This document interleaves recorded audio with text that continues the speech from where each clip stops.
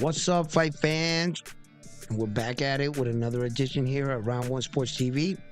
I'm your host, Edwin, and we are going to be talking about one of the biggest fights. But before I get into that, I forgot to let you guys off the hook. April Fools on the Tyson Fury and Usyk fight. He ain't pulling out with a calf injury. That's a bad April Fool's joke. so um, we're gonna be getting into the Naoya Inouye and the Luis Pantera Nares fight because it's one of the biggest fights coming up, and I believe that it has the potential to be probably the fight of the year. Um, I think that both men are gonna present. They're both interesting styles and their unique situations in this fight. We're gonna break that down and we're gonna talk about both men. So let's get right into this video. So Luis Pantera Nares, right? He is a Mexican fighter, a very an accomplished fighter to up to this point. You know, to the fact that um he's never lost. I mean, he's never lost to he lost one time to um uh, Seb- Sebastian Fedor, right? No. Wait a minute. What am I talking about? I got these all these fighters mixed up. Brian, um, my God, bro. I'm just having a brain fart right now at this very moment. It's just like all everything just clouded my judgment. Okay. Um Luis Nares' record is 35, 27, and 1. He's 35 fights, 1 loss, and 27 knockouts is what his record is. Okay. Yo, what up, frontline? Um, and he has 36 bouts. Now, uh Fondora is Brandon Figueroa is who he lost to. I've been talking about Sebastian Fondora so long that his name started to get mixed into my head. I've been really thinking about that fight. And a lot of me and my friends, we've been talking about that fight and what they believe it's going to happen. We'll talk more on that. But this fight right here, um, I think it's probably going to be one of the biggest fights of the year, and it has the potential of living out to that. As you can see, styles make fights, and when you have these kind of fighters that are like these brawler type fighters, they can really present a challenge and a problem to a really highly skilled boxer like Naoya Inoue. Um, when Isa Pitbull Cruz fought Rolly, right? You can see that that kind of style is effective. Rolly tried. I mean, Rolly's not a skilled boxer. That's not a really good example to set against. But like, um, it's hard to compare a lot of fighters with. Okay, well, Lewis, the other Mexican champion that beat Abe, he has a similar style to this Lewis right here. I guess that's probably the best style because they both swing kind of from the hip, you know, and you think you're gonna catch Lewis, but Banderas is a little bit, for me, a little bit tighter than that Lewis. You know, his fighting style. But those kind of wild fighting styles and kind of like you really don't know which hand he's gonna throw the punch from because these guys throw the punch, right? When they throw the punch, it's from the hip. It's from down here.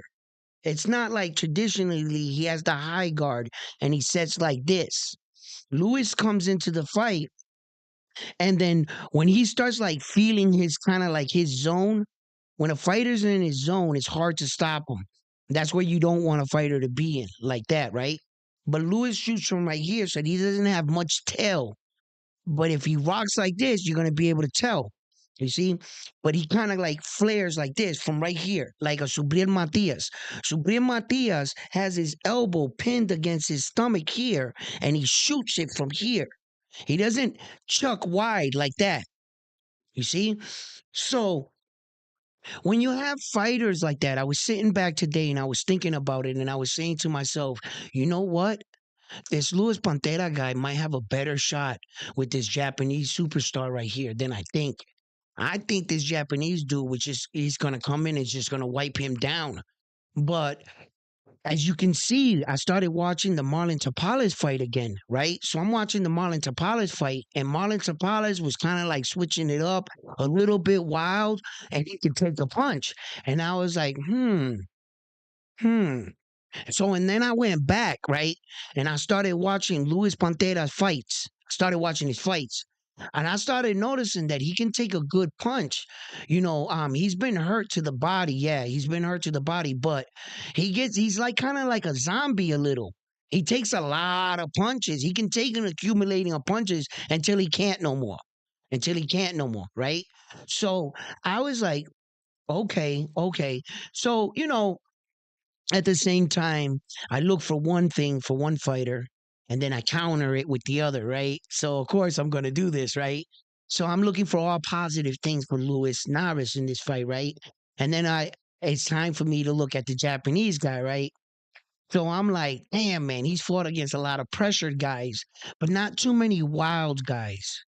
Not too many wild pressure guys. He fought somewhat pressure guys and then he tamed them right in the ring in front of them. They weren't pressuring no more, right? But not a really like wow kind of guy like Luis Naris. And I was just sitting back and I was thinking about it, right? So now the Japanese superstar, right? You know, um, this fight is going to be taking place in Japan. You know, um, he comes to a record with 26 fights. He has 23 knockouts, no losses, no draws.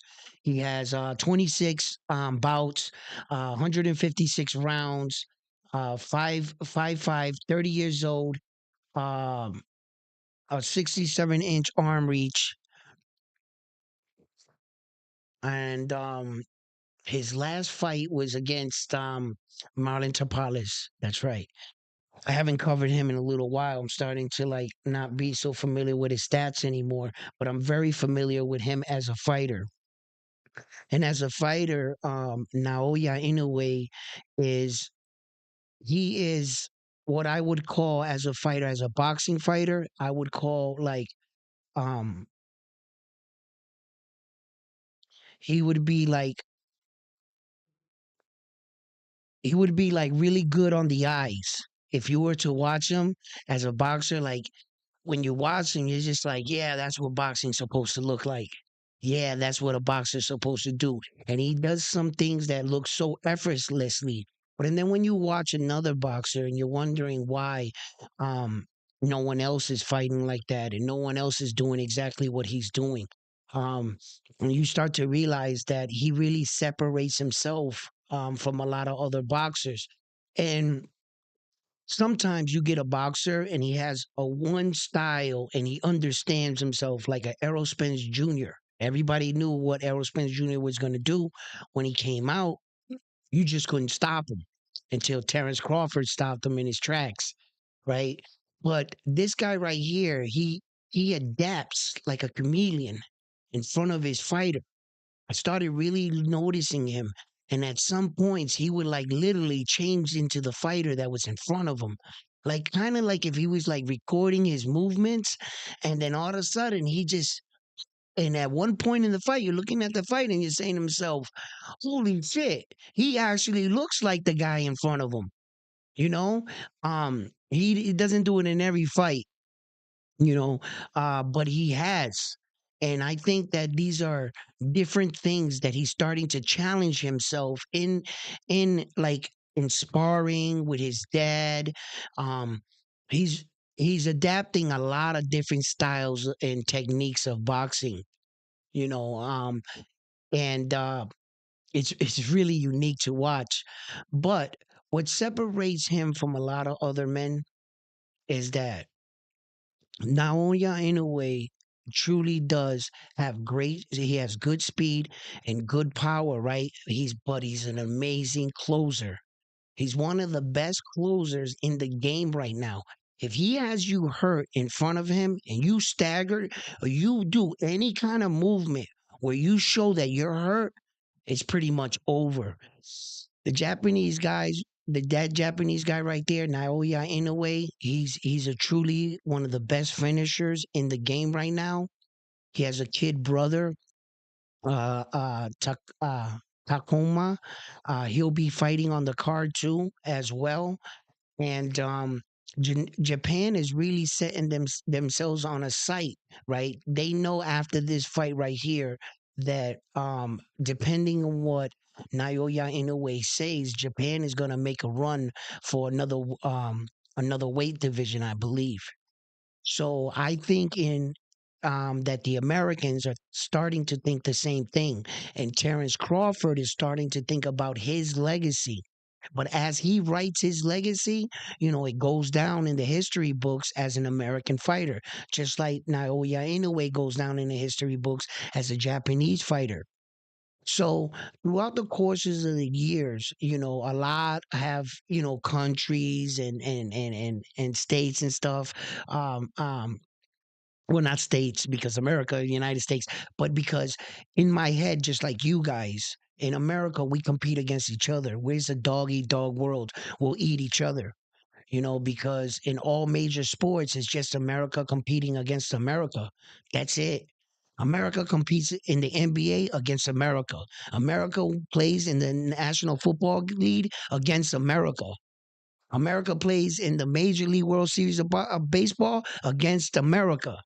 We don't play against anybody, no foreign countries or anything like that. The only sport like that besides soccer now, um, and I guess if you want to call tennis a sport, I don't know. But the major sports, boxing is like the Olympics. It's a global sport. So they take their belts sometimes back to their countries and they try to hide out there with the belt. A lot of fighters were guilty of doing that for a very long time. Um, Ed Hearns likes to take all those belts out there with him. If he can, he would. And it's us to stop him, and we're all competing against each other, and it's crazy. I love it. But the the Mexicans stand to um, you know, have a big night as well. Saul Canelo Alvarez, Jaime Munguia, they're gonna be fighting on May 4th. Whatever fighter wins on that night, guess what Mexico is gonna get? Another four belt, either defending or newly acquired. But Mexico is gonna get another big moment in boxing. You see? So that's one fighter either passing on the torch or showing that he still got it. Saul says that he still has it. He's not willing to pass it, and this is where some fighters get at in their career after a long, lengthy career. There were better opponents for Saul, but we're not going to get into that. So, as far as these two fighters, Naoya Inoue and Luis Pantera Nares, listen, Luis Nares, he has um he has the ability to get to his fighter in the ring. He does. He has the ability to you know, uh it's hard to like judge him against this guy right here. Naoya anyway, because he ain't like anybody he ever fought. And that's the truth. And when I'm speaking it, I find it hard sometimes to like be like, you know, what could Luis Nares do in this fight? And the only thing he can do is be himself. That's all he can do. That's basically his shot is basically if he finds out what he's about when on the day he's standing in front of him. Lewis is gonna have to feel his speed. Lewis is gonna have to feel his power, and then he's gonna have to determine whether he can take those punches. Now, if he gets in that ring and the Japanese dude cracks him, and Lewis looks at him like this and goes, "Is that all you got?" It's gonna be a long night for this Japanese dude because at some point I've seen some of the fighters that the Japanese superstar has been in the ring with. They were able to take his punches. for quite some time. They just there was something behind those punches. He must punch different. He must have that kind of like punching power where that it like rattles your inside or something. Like I've been hit hard before, right? I got hit few times hard, real hard, right? One time I got hit so hard that my tongue got numb. My tongue got numb and it was like ringing, beam like that, right? So and then I got hit one time so hard. I think that he hit me too hard. I think he hit me and he woke me up. If not, I probably would have got knocked out for the first time, right? Um, that was a hard punch. I remember that shot. That was a hard one.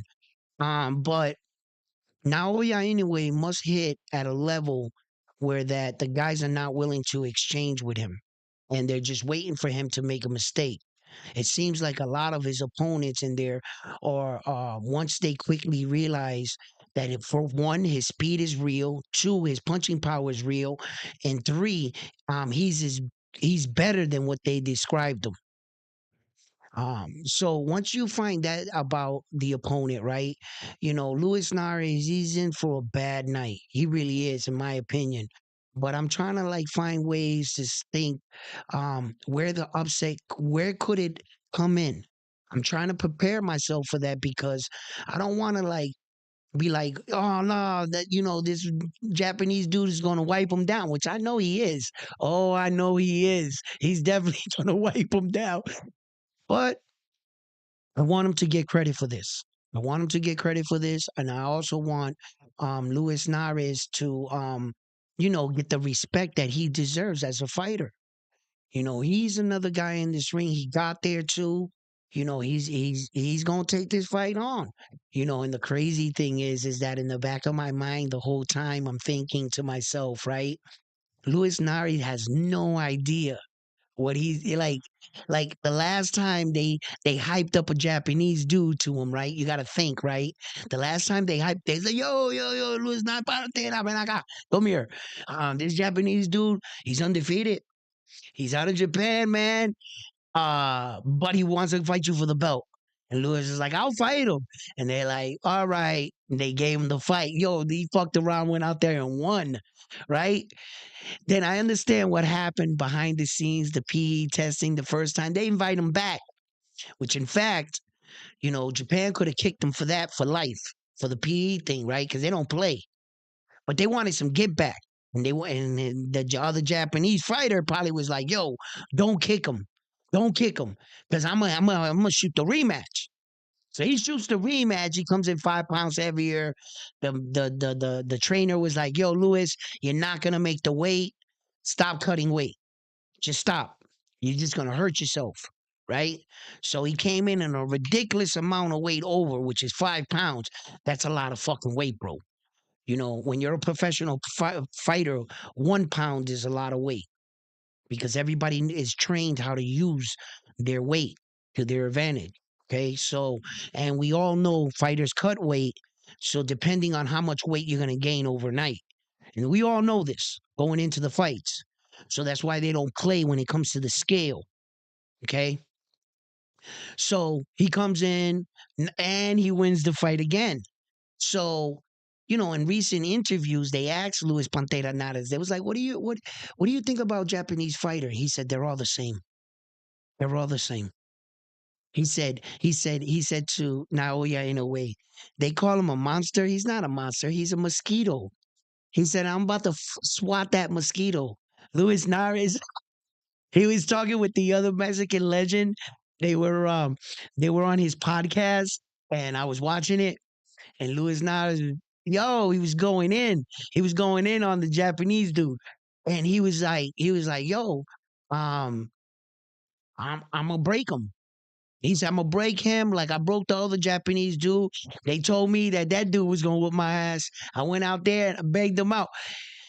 Luis Nares, I pray to God that he doesn't think that this Japanese dude is like and like what he says. I think, shit talking and shit talking aside, you're gonna shit talk in the sport of boxing. You're gonna hear a lot of crazy shit. But Most of the time when you hear shit talking about one guy saying about another guy, he really doesn't think about him like that. But sometimes it's scary. Like some guys really believe that shit. You know, um, they just hyping the fight up. And to the ones that know, yo, I'm saying this because I'm just, I'm trying to boost up the fight, but behind the scenes, I'm taking this guy very serious.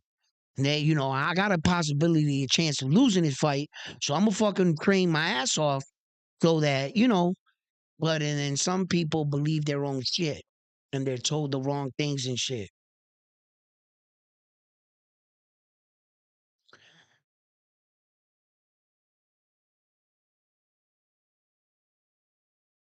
You were watching what? You were watching pro boxing El Español? And they are now.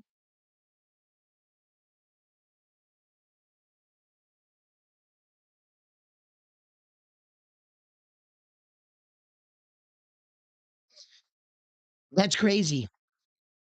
That's fucking crazy. Did you just watch that, Armando, on the Spanish channel, right? Check this out, right? Thanks for bringing that up, Armando. Right? Check this out. If if if they're saying in pro boxing right now that Esau Pitbull Cruz needs 2 or 3 fights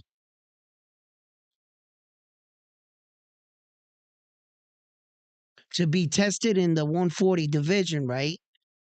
And to get acclimated to the division because, he moved up 140, whatever, blah, blah, blah, blah, right? Check this out, right? Why ain't they doing this to Sebastian Fondora?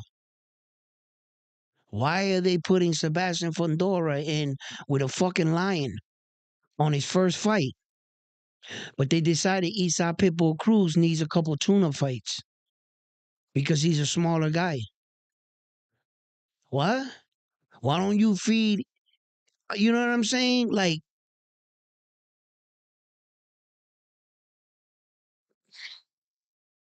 Sebastian Fondora just won those 2 belts at 154, and they're forcing him to fight Terence Crawford. Esau Pitbull Cruz won that belt at 140, and they talking about take your time, take your time, fight some tomato cans. They're pushing Sebastian Fondora. Either vacate the belt or fight the best fighter in the world. That's some fucking bullshit right there. What Tim Tszyu had going on should not fall on that man or his obligations. He should at least get one mandatory for the WBO, right? Let me fight somebody in the division 154, whoever the mandatory is, fighting for it. Um, I don't know who would have been the mandatory. Tim Tszyu already satisfied and fought the mandatory, so it would have been another one. It probably would have been that Berlachek dude. Would have probably been the mandatory. So they should have at least let Sebastian get a mandatory fight, within the division before throwing him against Terence Crawford. Yo, that's fucked up, I think. Esau Pitbull Crew win the fight. And they talking about, nah, he gonna need 1 or 2 more fights to get, right with the division.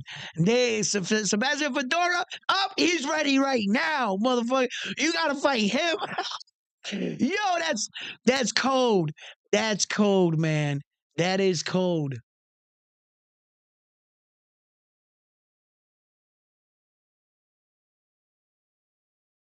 Uh, um, come on, guys.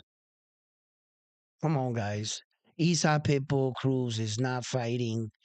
Uh, come on, man. Suble Matias, bro.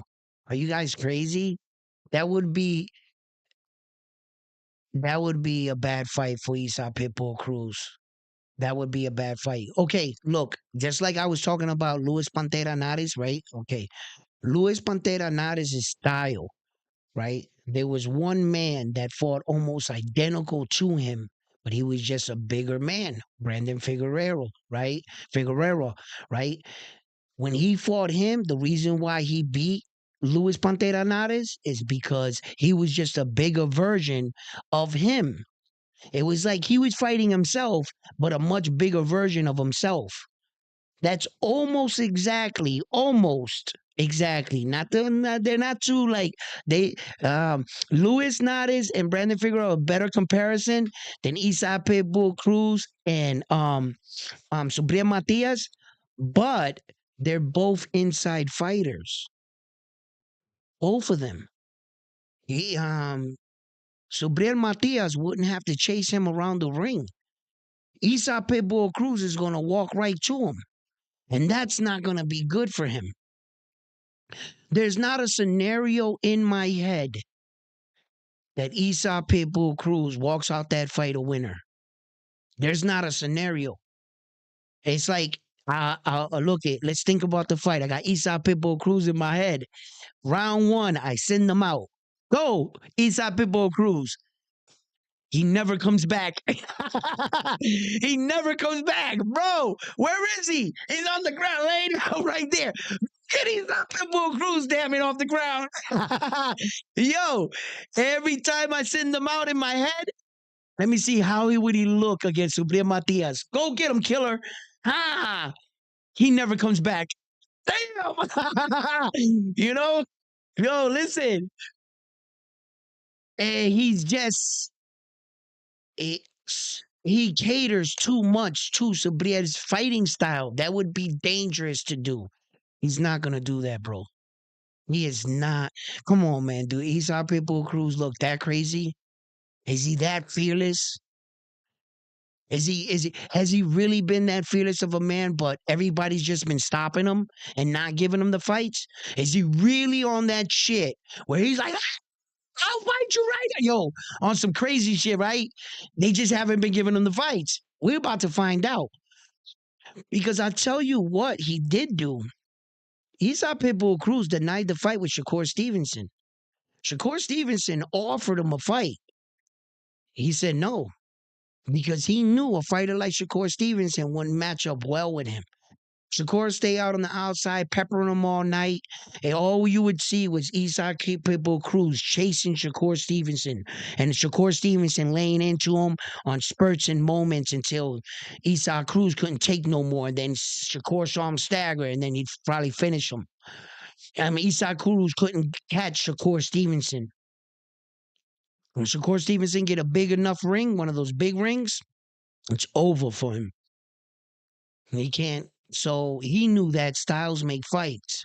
And the best style, I mean, I think Isa Pitbull Cruz will do fairly well against Tio until he can't no more. I think he'll give Tio a fight. I think Tio will win. Yeah, I think Tio will win. But I know another guy that Isa Pitbull Cruz can fight. I know the perfect person for him to fight.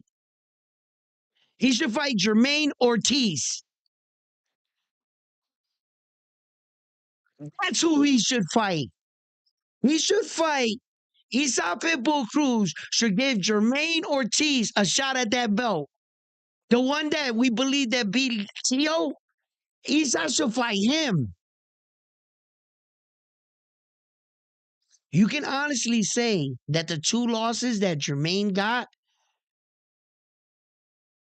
were close as fuck, bro. The Loma one could have went either way, and that Tio one,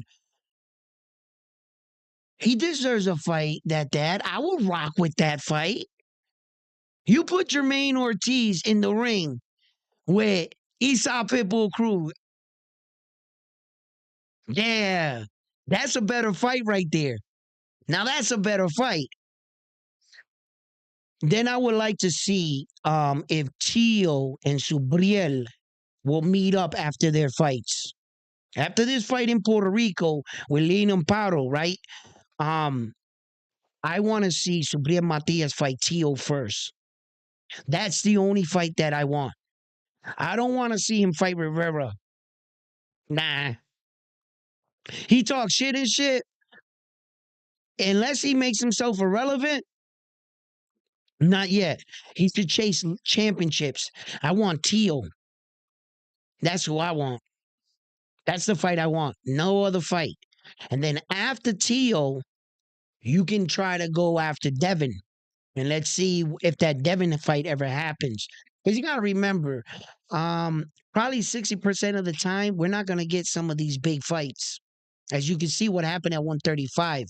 They were all there. We talked about this morning, and these motherfuckers didn't somehow, some way, they avoided each other enough.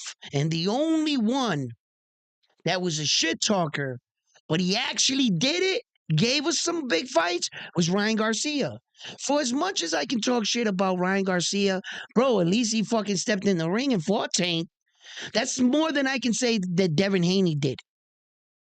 That's more than I can say Shakur Stevenson did. That's more than I can say that Loma did. You know what I mean?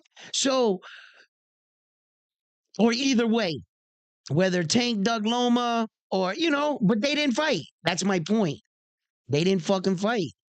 I would love to see Tank Davis fight Devin Haney. Hell yeah. You know who I would love to see Tank Davis fight? Subriel Matias. Subriel Matias would. I would like to see that fight. That would be a crazy fight, but Subriel is just a little too big for him. But if in comparison in their fighting skill, that would be a good fight. Tank and Subriel, two power punchers like that. Subriel's a big clubber. He's a more of a clubber. Tank's a more like a one punch or one or two punch knockout kind of guy. You know what I mean? But Subriel's guy's a lot bigger though. Subriel's knocking out way bigger men. So yeah, and he beat up Hitchinson, right? Hitchinson, when he came into that fight against Subriel, he was 18-0. He was the undefeated. He was a top prospect. He was, I believe, they were talking about that kid being one of the next talents coming out of Philly and shit, right? And Subriel retired that man. I think he had one more fight after that, and I think he lost that fight. In fact, I'm not sure. I forgot about it. I remember looking it up, but it's been so a while ago. But I don't think he's fighting anymore. That man was on coming on an 18-0 fighting fucking streak, and after he fought Subriel Matias, he rethought his life over, and he thought to himself, maybe I should sell insurance. Maybe boxing is not for me. Yo, and he left the sport. That's that kind of ass whoop I'm talking about when you fight a guy like that, bro.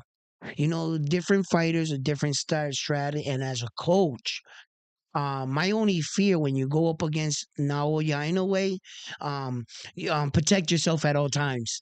Don't take too many of those punches. When you fight against a guy like that, he's gonna fuck you up.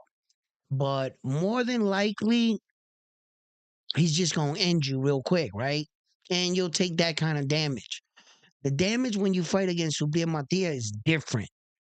It's different.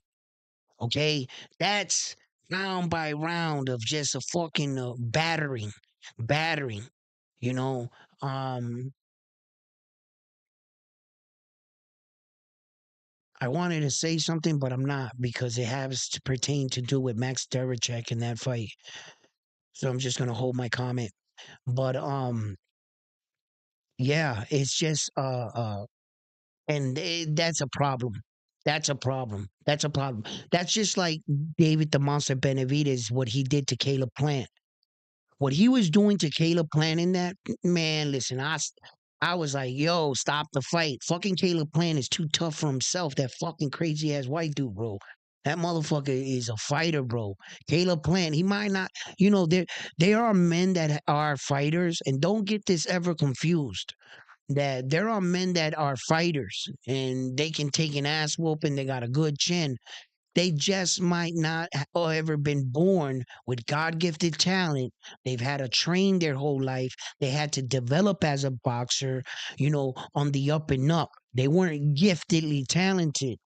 And they might know how to fight up here. They just didn't have the gifts to pull it off up here. Doesn't mean they don't know how to fight. Caleb Plant is a skill, but he's just working with what he was born and what he's been trained to do. He didn't have no Floyd Mayweather fucking God gifts. You know, had he had some of that, it probably would have helped him in the fucking fight. But you can tell Caleb Plant is the type of dude that got it out the mud. And Caleb Plant is the type of fighter that got better with each fight. Hard work, dedication to the craft. He didn't have no, you know, fucking gift that you were like, oh shit. Like, nah, he was just a fighter, like most of us, you know? Um, but yeah, David the Monster Benavides was beating the shit out of him, bro. And those are the kind of shots where it's not enough to knock you out, but boy, a lot of that shit, man. Ooh, ooh. So now we have this fight out here, taking place in Japan, and Luis Nardes is venturing into enemy's territory, and he has everything to gain. Nothing really to lose. He's already lost. Luis Pantera Nari, he's lost only one time. So you gotta give him that much. You gotta recognize that whatever he's doing in his boxing career, only one person beat him. That's it. Everybody else lost to this little crazy Mexican dude, right? Um, he's doing something right, right? He's also not fighting like these crazy, crazy top opponents, but he's taking care of his business and he got himself here. So he like I said, he must have did something right, right? Okay. So he's here, right? So now, you got this fight can turn out in a lot of different ways, but the most obvious for all of us is how long does the only thing for me is how long does the Japanese superstar want to whoop his ass for? That's basically the bottom line. He's far too skilled, far too superior, far too fast, far too much power. His footwork is too good. His twitch muscles are too great. His eye to eye coordination is great. His distance management is phenomenal. He really checks out all the boxes. There's nothing that Luis Narres can't do in that ring that should be able to surprise him. The only thing that can surprise a boxer such as skilled as that is exactly what I said at the beginning of this video. The wildness of Luis Narres. Sometimes when boxers are boxing, traditionally, there's a certain way that the dance goes. You throw a punch like this, you're fighting like a boxer. When a boxer fights a guy, a street fighter, his boxing shit doesn't work as much. This street fighter is all over the place. He's on the floor looking. You're like, you notice that if you start doing that boxing shit in a street fight, you might get fucked up. You're gonna have to get dirty with your boxing in a street fight. You know what I mean? In order for it to be effective. Okay, so that's what I mean. The fact that the dance ain't going a certain way, he could surprise Naoya Inouye with one of those crazy shots. The thing with this guy is that one of the thing I praise him the most for, he's always anticipating a punch coming back. He's not the type of fighter that loses himself in the fight and he forgets that the guy in front of him has two hands like Errol Spence Jr. When Errol Spence Jr. got dropped by Terence Crawford, he was so embarrassed, so mad. That's the first time he ever been dropped. That when he ran up on Terence Crawford against the rope, he was trying to hit him. His mind was so much on punching him back that he didn't even see the uppercut. He didn't anticipate a punch coming back. One of the greatest traits that the Japanese guy has is exactly that, his awareness of what his opponent's doing in front of him. He starts to read them. Marlon Tapales kept him guessing for a little while until he figured out the puzzle. He was like, bro, oh, you trying some shit? You doing shit? You ain't doing shit. And he figured him out. He knew that what he was doing, he was just making it up in the moment because he wasn't fluid with it in his movement. The next time he threw the same punch, he didn't do the same movement. So he was making it up as he went. He figured that out. So, like I said, Lewis is wild and crazy, but this is boxing. He's not a machine. He can be punched in the face. And Luis Nares, right, is wild enough that you never know. You never know, right? I know his discipline. I know what kind of fighter this man is. And, it's going to really be hard to put and find people to match up. And as he keeps winning and winning and winning, he keeps separating himself as a much decorated champion than some of these guys. You better be lucky that they don't put up all his championship stats for every fight when he comes out to fight his next opponent in boxing. Like in football, when Tom Brady hits the field, they announce him as the 7, 6, or whatever point in time it was, Super Bowl champion, and they start busting out all his stats. In boxing, they pretty much just say what you own in that current period. Whether you were the former, they'll give you a recognition. But if he enters the ring and they start saying he had 23 good consecutive fights, the guy, the guy on the other side, he's gonna be like, "Yo, all right, slow down, bro. It's gonna sound ridiculous." So they'll basically say that he's just a current champion. And they'll acknowledge him for the two division shit. Probably that's big. So Terence Crawford right now is doing exactly that, and I see why the Americans and his boxing promoters, his handlers, his managers, and the other people that are also seeing the same vision I'm seeing. That here it is. This is what you wanted. Terence Crawford. It's handed to you on a plate once again, and all you gotta do, brother, is walk through that door. Terence Crawford, you've been here so many different times in your career and you came out the winner. You proved all the doubters wrong. And everybody that didn't believe in you, brother, you made them believers. Here's your moment. Holy shit balls. Not only going into that fight, 12 days going into that fight, Tim Tszyu wasn't fighting for any belt. And Terence Crawford wanted to fight him. This guy pulls out. This guy's in. Oh shit, not for one belt, but for two belts. He ends up winning. Either man would have won, would have had two belts. I don't believe the man that he thought was going to win was going to win, but kudos to Sebastian Fundora for pulling up an upset. And this is where we are. We can't cry over spilled milk. We gotta talk about what is. And what is Sebastian Fundora is the WBO, and WBC 154-pound champion of the world. So now Terence Crawford, he sees the picture, the opportunity. Brother, that is two belts. That's not one belt. That's two belts right there.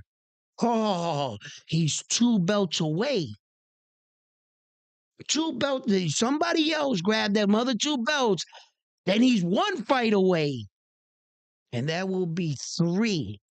I repeat, three divisions where he would have held all four belts. And that would be another record. The Japanese superstar in Japan, they're already going for those kind of records. The thing is that Terence Crawford was in front of them. But the inactivity of Terence Crawford is going to cause Japan to catch him. Yes, you heard that correctly. In the last 5 years, Terence Crawford has fought once a year for 5 years. And as he's getting older, do you think the volume is going to increase? No, it's not going to increase. A typical fighter fights between 3 and 4 times a year on average. On average, it's usually around, for these kind of guys, it's usually 2 to 3 times, right? Or for some guys, 1 to 2 times. Okay. So by only fighting one time every year, it's only a matter of time before the Japanese dude passes him. Yeah. Because Terence Crawford doesn't have the luxury to he's not popping out these fights like he once was. But this guy right here, he has no, listen, He unified all four belts in two separate weight divisions, and one unified all four belts within one calendar year. One event was 6 months, and those two events were only a little, I think it was a little like under or over a year apart. It's truly remarkable what he's doing. What they're doing right now is trying to avoid the time frame. And what they're only doing is feeding you his accomplishment. They don't want you to look at how fast he did it. Because what they're gonna say is, oh, time doesn't matter right now. That time shit, that's when you retire. We talk about legacy. Right? Well, for as of right now, Terence Crawford did it first. He did it second. All right. Who's gonna do the third one? And the opportunities are here and they're starting to present themselves. I already know he's going to make a shot for it. Why? Because he came this far and he's showing no signs of slowing down. Meaning, if he came into the 122 and he looked sluggish or the opponents gave him a lot of problems, maybe he might want to start thinking, I maxed out. This is where I should be. There's no fucking maxing out signs on him. The greatest challenge he was supposed to have with Stephen Kubo Fulton, the American superstar, was supposed to come in and give him his greatest fight ever, up to date. That man walked in the ring and didn't win one round. That's how dominant he is, right? So he's not showing any sign of slowing down. He's not showing decline in his skill. He's not showing a decline in his power. What makes me think he's not going to move up to 126? What makes me think that? Nothing.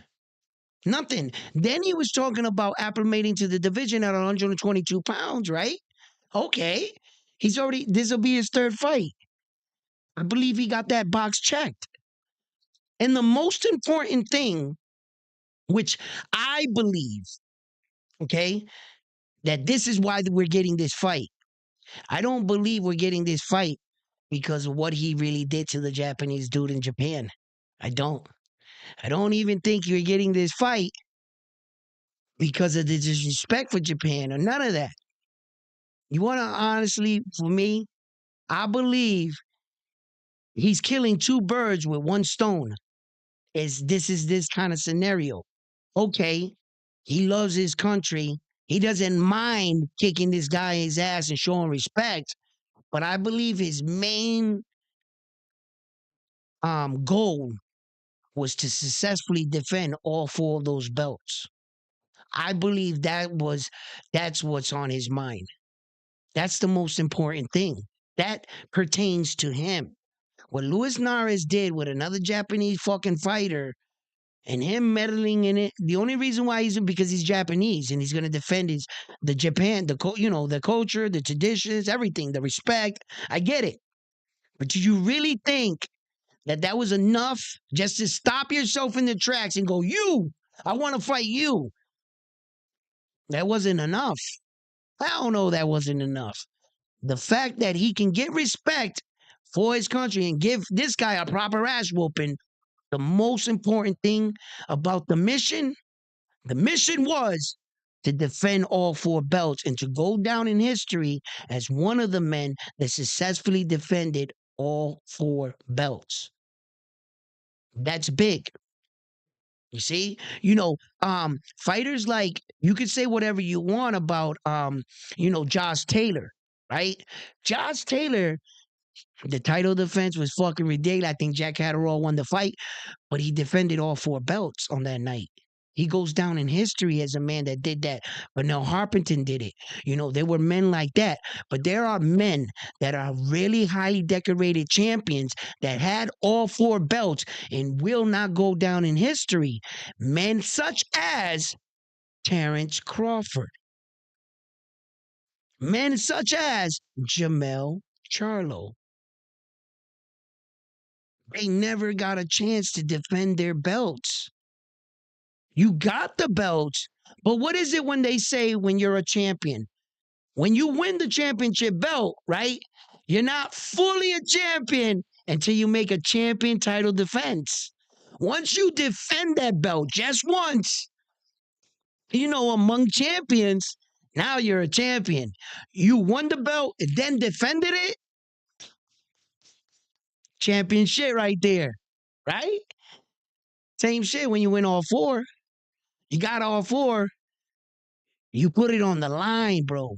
You gave somebody an opportunity to change their stars in one night. You took all your hard work and you put it in one night. Yo, that is the day, that's daring. Like, you can change someone what it took you years to do. You're giving him an opportunity one night to do it. You don't want to do that. You don't want to do that. But the fact that you got the balls to do that, that speaks to your championship pedigree. The fact that you're like, you know what? No one can beat me. I am boxing. I'm the best. Go get him. Go get him and tell him I'm coming. Tell him I'm coming. And I'm putting all four belts on the line.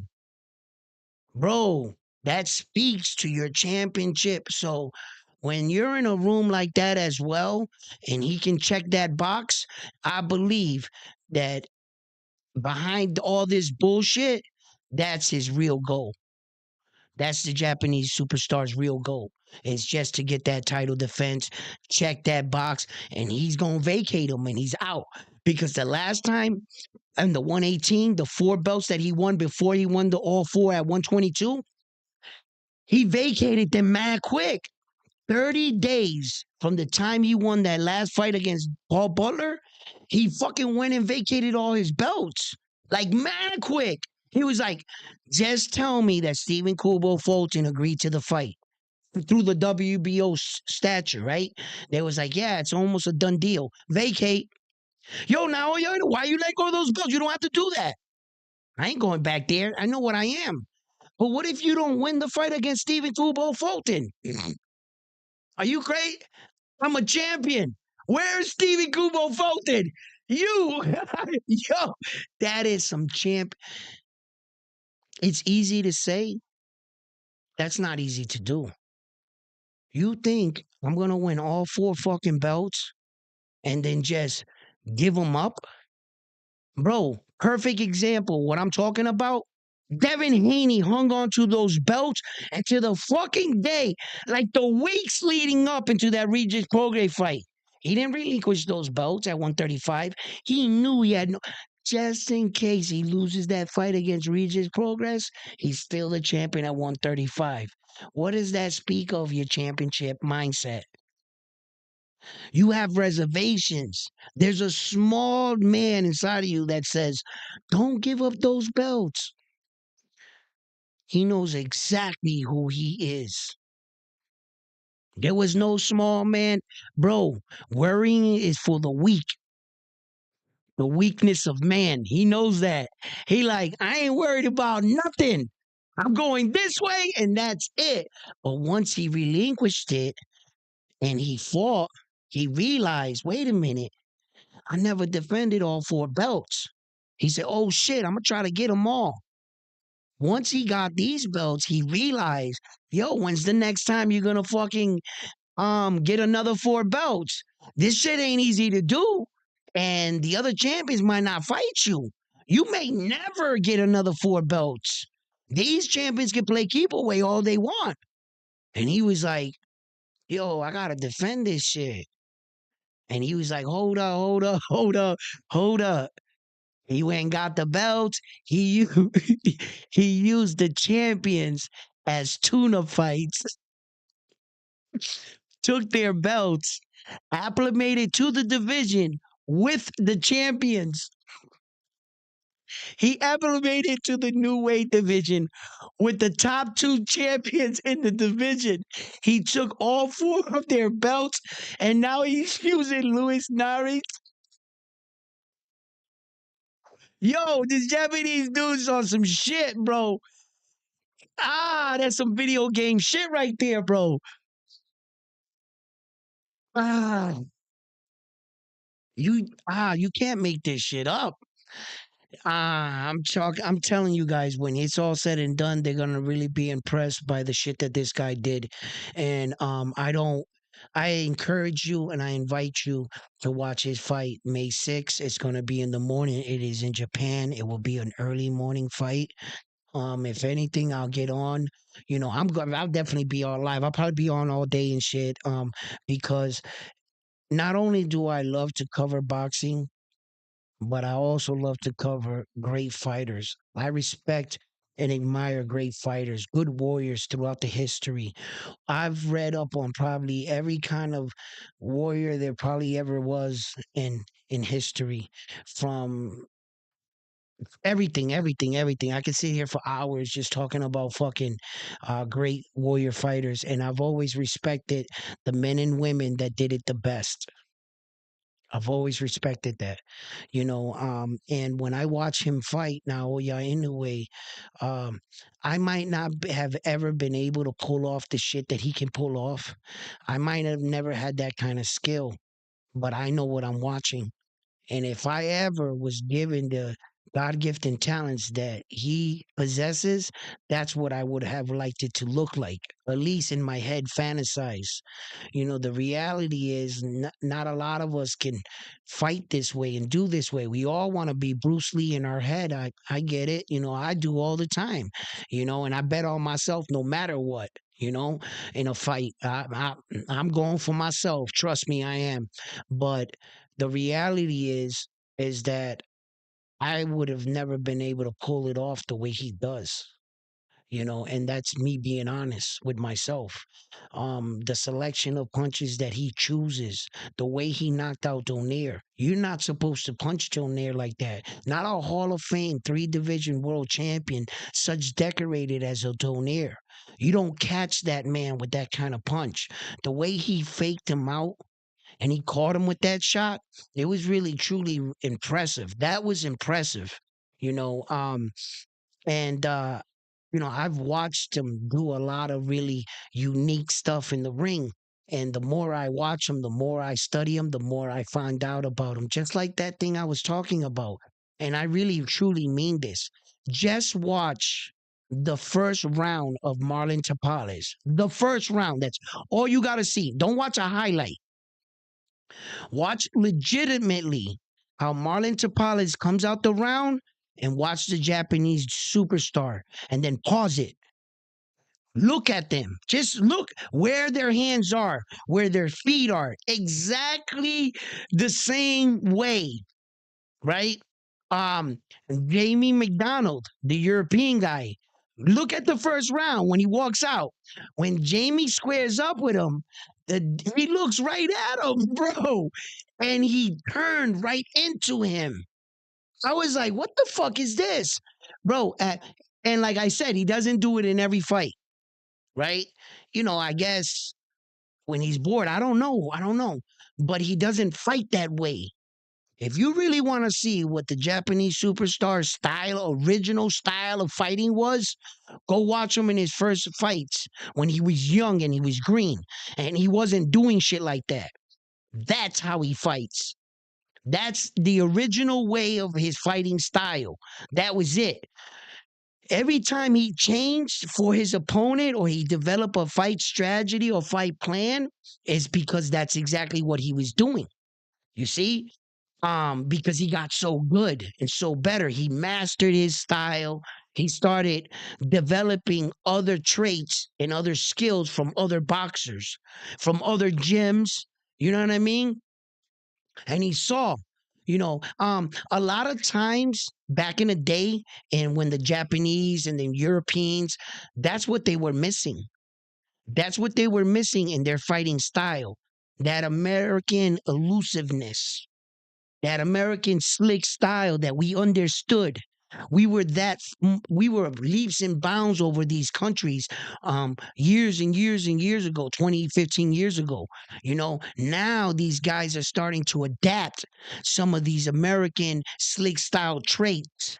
And Naoya Inoue knew that even though this English style of boxing, right? Kind of tough man shit.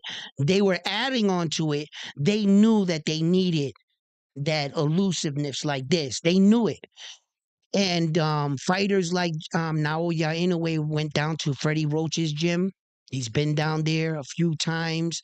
He trained with all kinds of American sparring partners. That's why I found it really hard to believe that he never sparred up against a black American fighter leading into the Stephen Kubo Fulton fight, when just the previous year to that, before, when he went on to work on his defense against Paul Butler, he was in Freddie Roach's gym by that time. And I was like, Freddie Roach don't got no brothers in the. Come on, man. Come on. You guys are just saying any. That's why I was like, okay, just watch. Just watch. And he took care of business. And now he's in the position where he, you know, and Luis Pantera Nares, like I said, I started to tell you guys, he has everything in front of him. Imagine being given the opportunity to be the first man to defeat the monster, to win all four belts in one night. Yo, you would be celebrated the next day in Mexico. They'd have a parade for your ass. You'd go down in history. That'll stamp your ticket to the Hall of Fame. One night, one fight. That one fight for Luis Not and what he's giving the opportunity to Mexico. That's why, it's nice to see all the belts wrapped around you. It truly is. But it's a motherfucker and a big responsibility to become that kind of champion. And what you're doing for everyone else if you lose.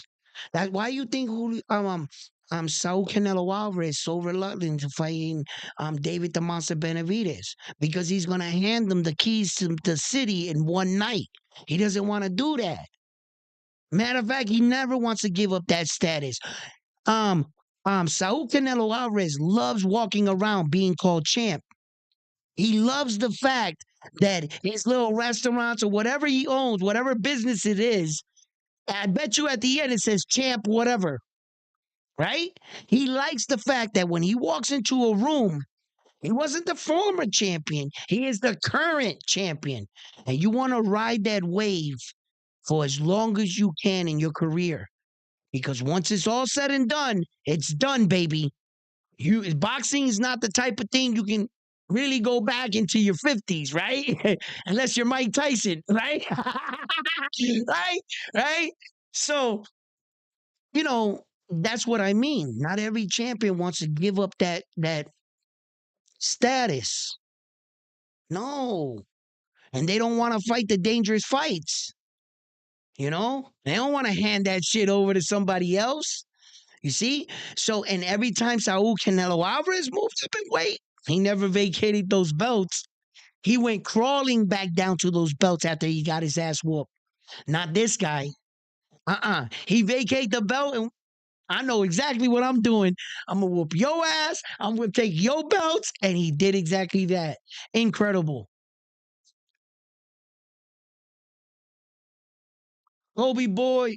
Kubo is my homeboy. What? But I know is going to take him apart once he took his heart.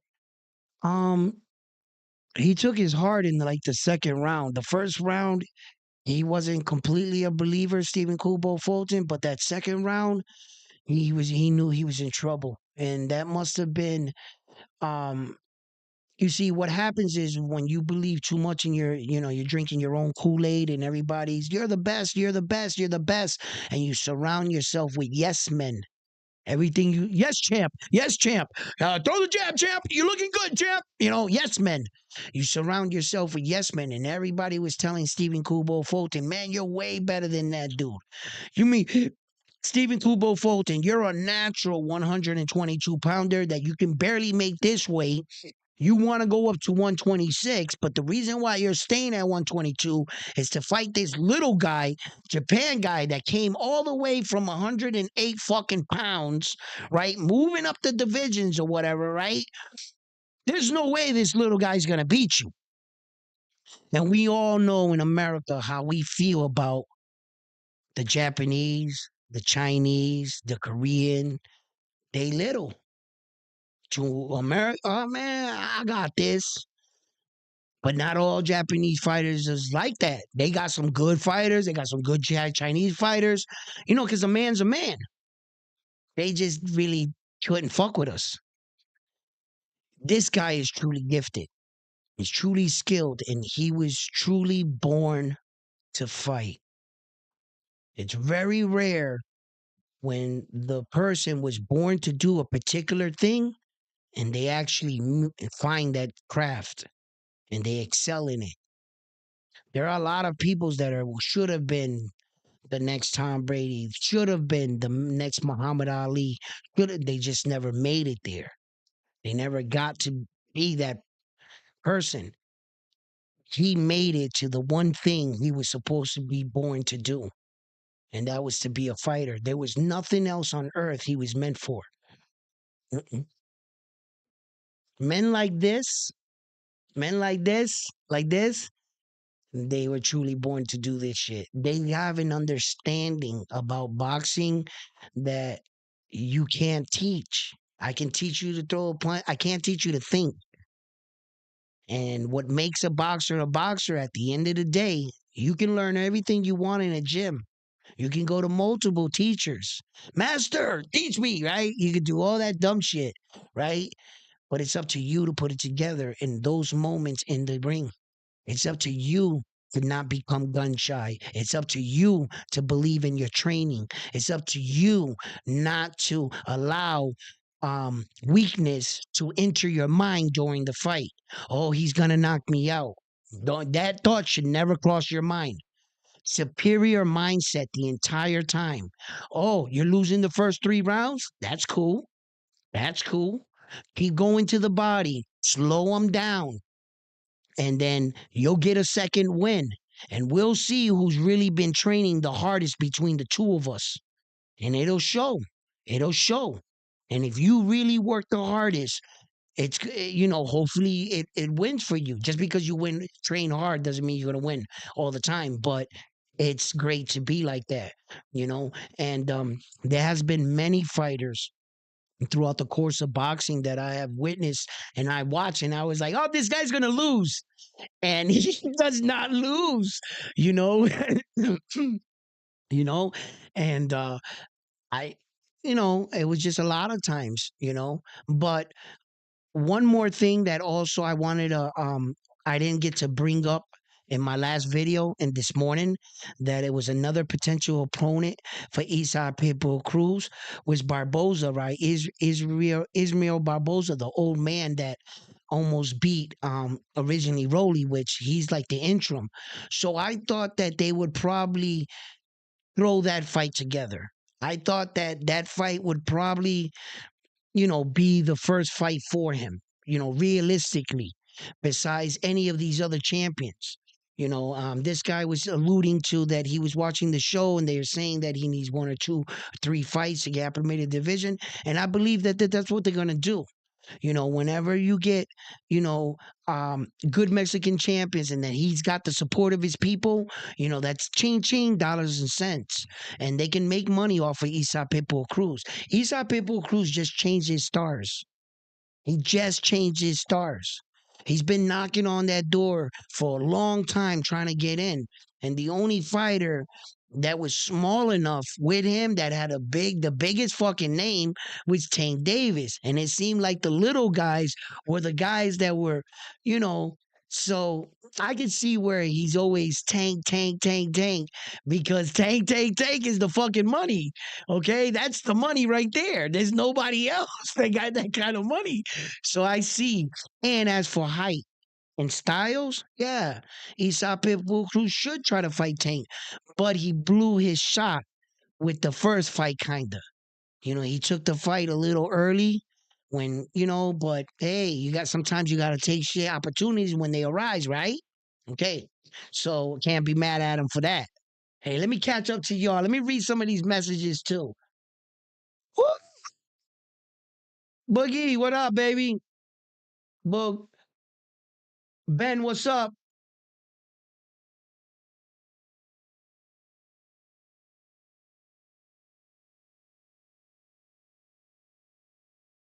Mm, we know who it is.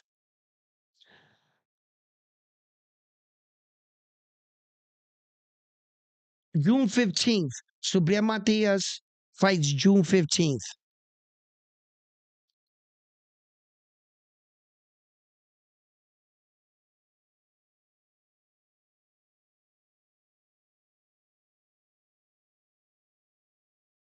What?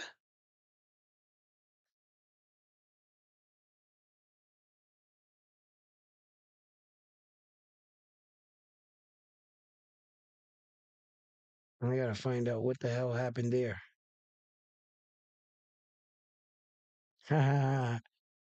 Cap.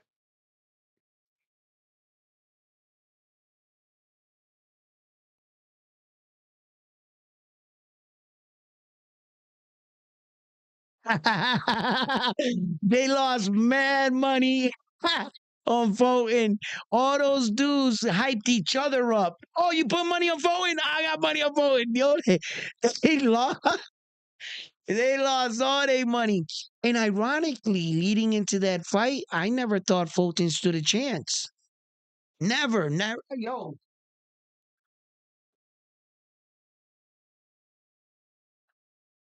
excuse me there. I never thought Fulton stood a chance. Coming into the Stephen Kubo Fulton fight, I thought Stephen Kubo Fulton was outgunned. Yeah, when I was talking, I was like, I don't see how Stephen Kubo Fulton can beat this Japanese dude. And I thought it was gonna be a better fight. Yeah, yeah, I did. And the way they were talking up Fulton, I was like, yo, I guess he's he, leading into that fight. I remember watching Fulton arguing. We're not arguing his case that he should be placed higher on the pound for pound list, leading into the Naoya Inouye fight. That's how much he was really drinking his own Kool Aid. He was like, "Yo, after this fight, y'all gonna see. Yeah, I'm a pound for pound fighter. I'm on the list, but I'm just way down." Stephen Kubo Fulton said. He said, "I'm on the list, but I'm just way down. After this fight, I'm on." They started calling him the Monster Slayer. They made all these kind of shit. After that massive ass whooping, it's just been crickets ever since from Stephen Kubo, Fulton, and all his fanboys. It's just been crickets. They ain't had nothing to say. Being hey, if what do you think would have happened, right? If Naoya Inoue in Japan would have looked Stephen Kubo Fulton's coach in the face by accusing their fighter of having loaded hand wraps. What a disrespect to do that on the podium in Japan when they rolled out the red carpet for you and Stephen Kubo Fulton. From the moment you guys got off that plane, you guys got red carpet like treatment.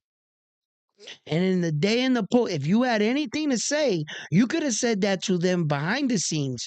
No, this idiot decided to grab the mic for that everybody can see it and say, yo, your Japanese superstar is a fraud, a fake, a phony. He has loaded hand wraps, and that's how he's been winning. I know he didn't say it like that, but you might as well have, because that was basically what you were saying, right? So here's the scenario. Let's play this out, right? By the rules of Japan Boxing Association, Naoya Inoue has the right to wrap his hands the way he was wrapping them. Those are the same rules that are in Las Vegas, Nevada. When you fight in Vegas, same rules. They are not the same rules in Texas. They're not the same rules like perhaps, I don't know, in Oregon or fucking the rules in boxing change a little bit when you come into different countries, into different states. You know, different boxing commissions have different sets of rules, but they're for the most part they're all almost the same, right? Okay, so when he accused him of wrapping his hands like that, the Japanese superstar wasn't actually doing anything wrong. He was doing it the way Japan's rules are in the structure, so you could do it the exact same way too, right? Okay. When Stephen Kubo Fulton's coach made that assumption, all Naoya and his Japanese team had to say and do was, guess what? We're going to obey by the rules of the boxing match that you signed and agreed to. Now that you're here, you're going to say something about the rules on the contract that you already signed. So by law, by contract, you already looked over the rules and said, yes, we don't have to change shit. If Japan wanted to be a dick, and Naoya in a way wanted to be like, you know what?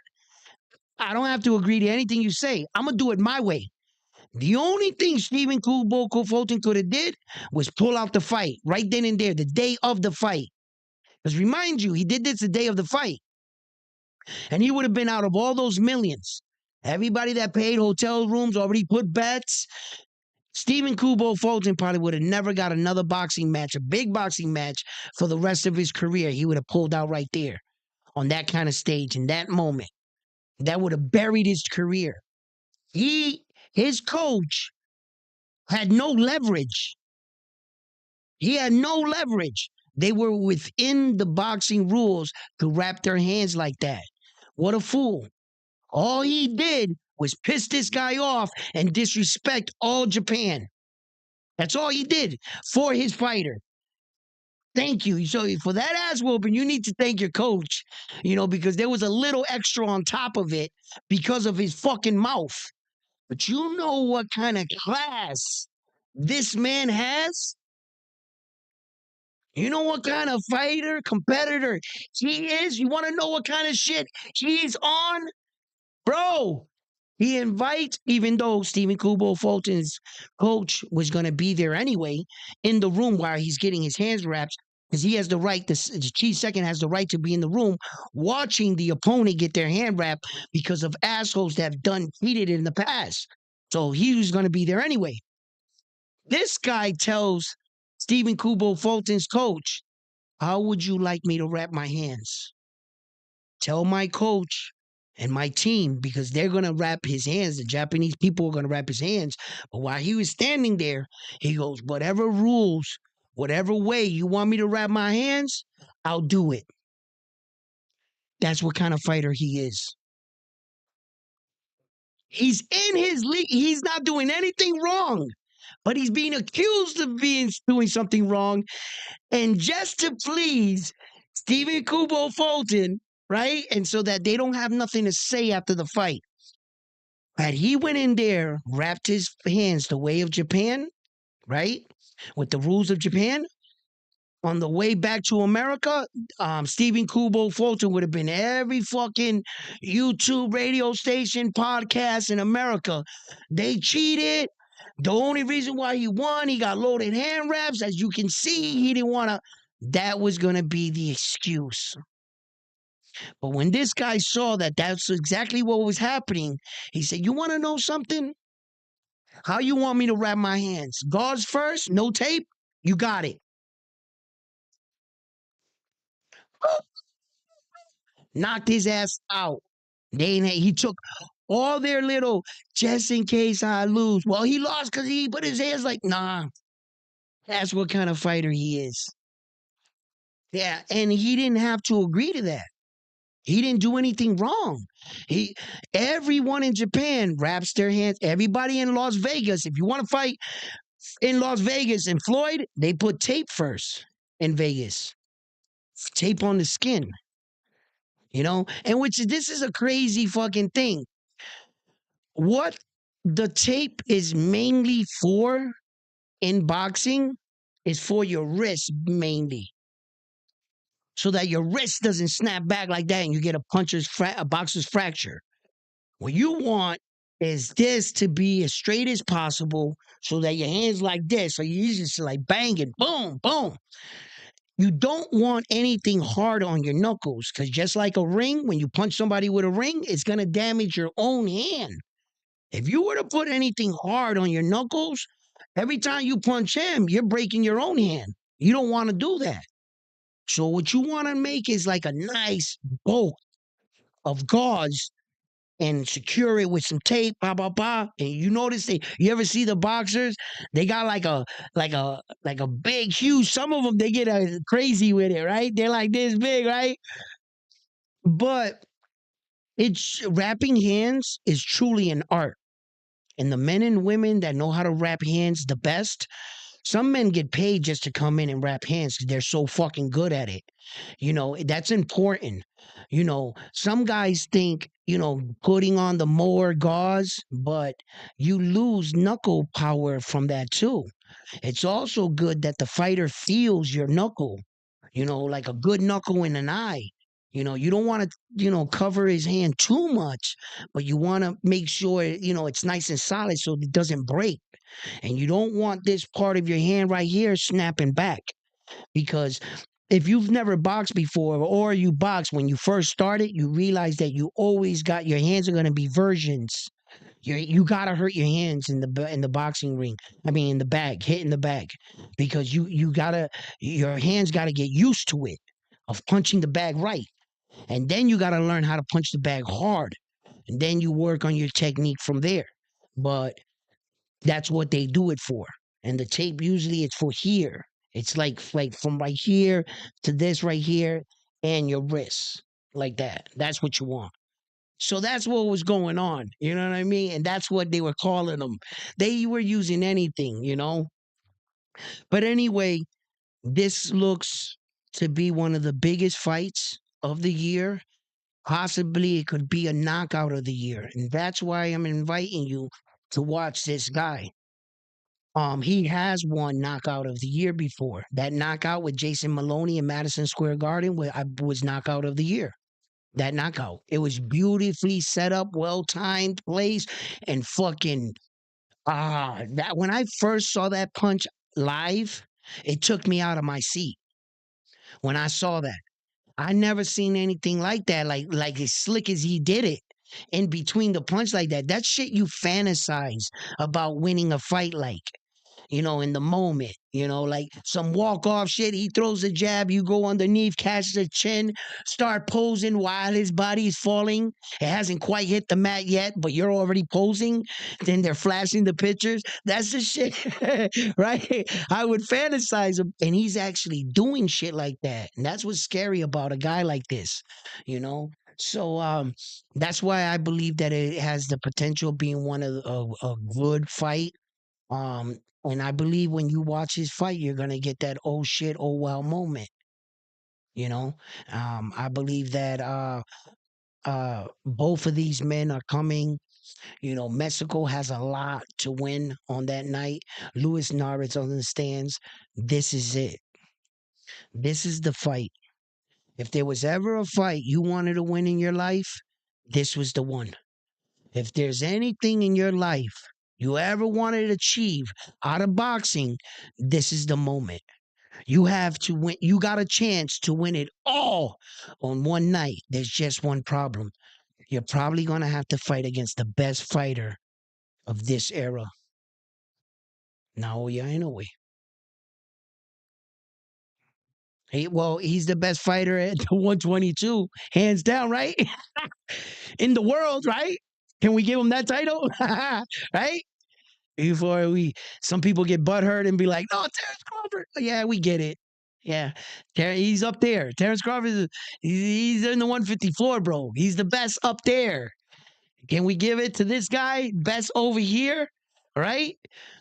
He's probably the best fighter in the world, bro. And that's what's in your way. It's a damn shame. You know, what you think all this shit was gonna be easy? Fucking easy. You were gonna come in and just fight some tomato can for all this glory? That's the monster you gotta beat. This is the boss level in that video game, bro. You know what I mean? It's everything. And that's what his opportunity lies. But it's a tough one, but nothing in life is impossible. And this is not impossible for Luis Nares.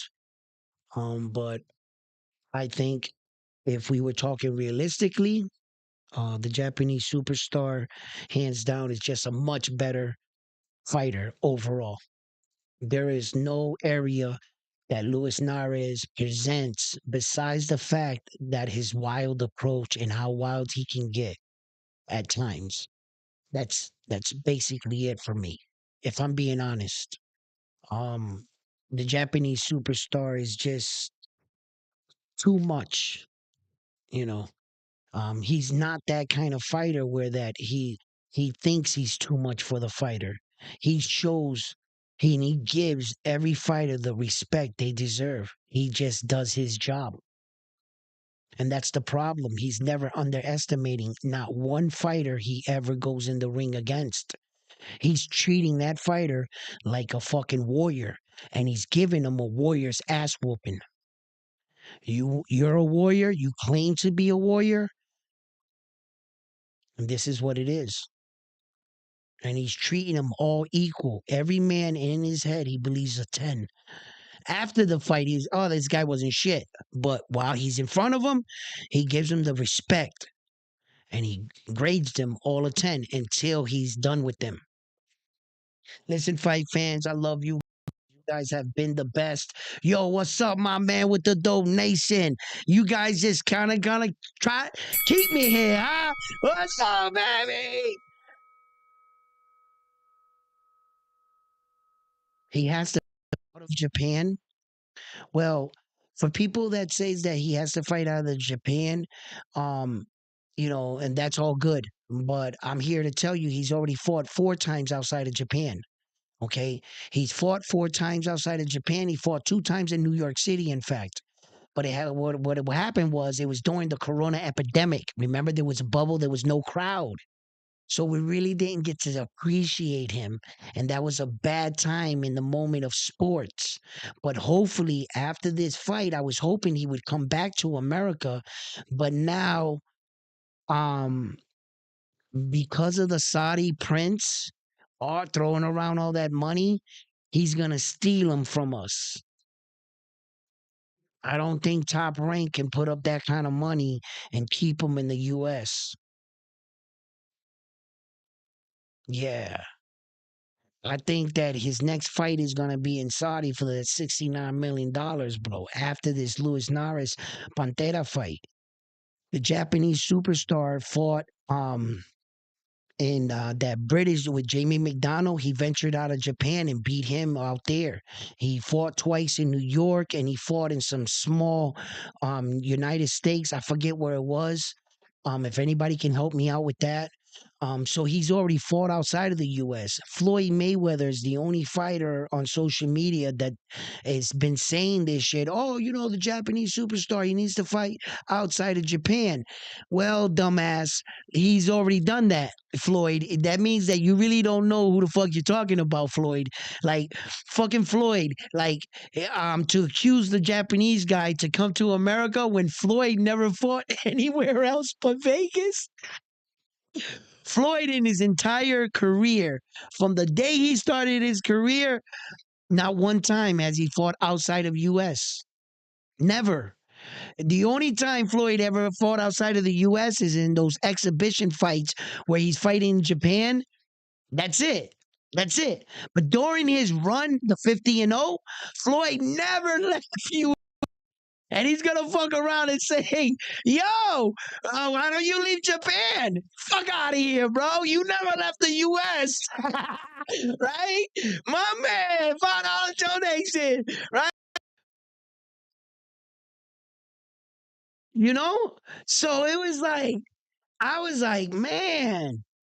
So now that I think that the Japanese superstar, you know, he's made himself irrelevant and a household name without the the way he's doing it, we would have never known who he was.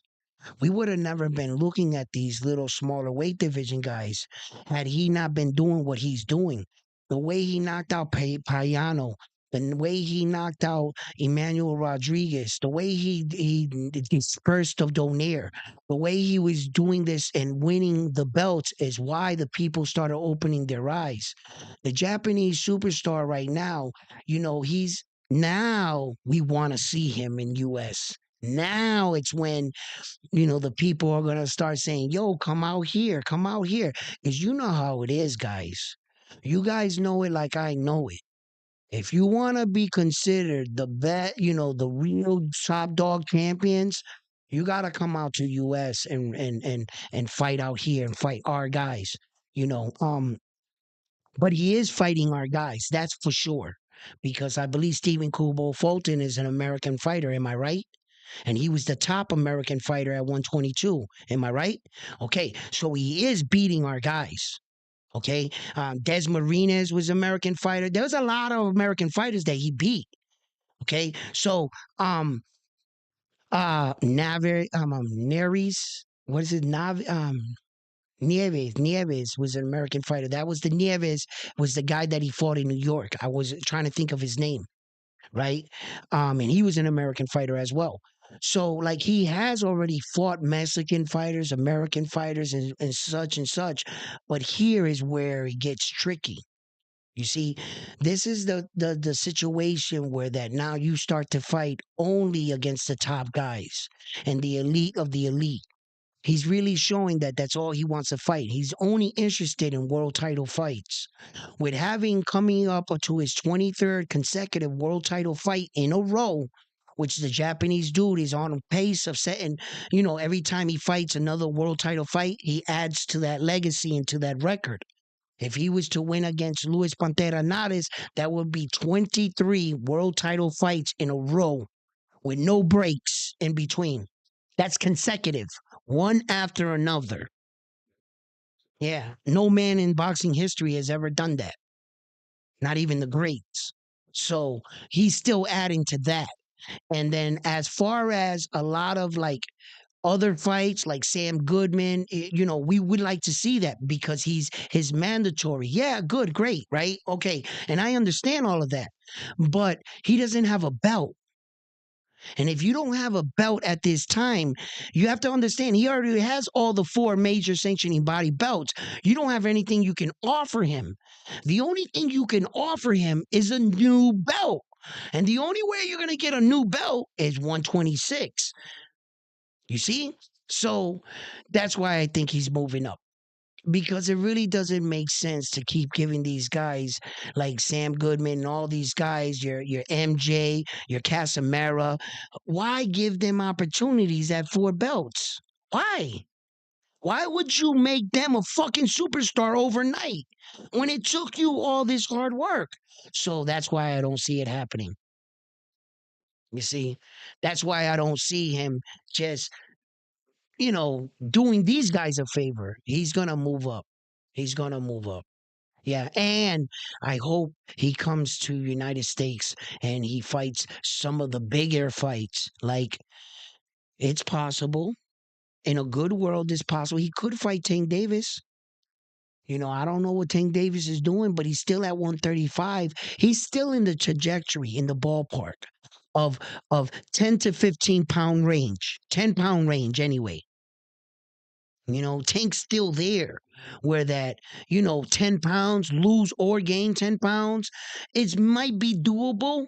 Either he gains 5 pounds and he loses 5 pounds and we meet ourselves at a catch weight.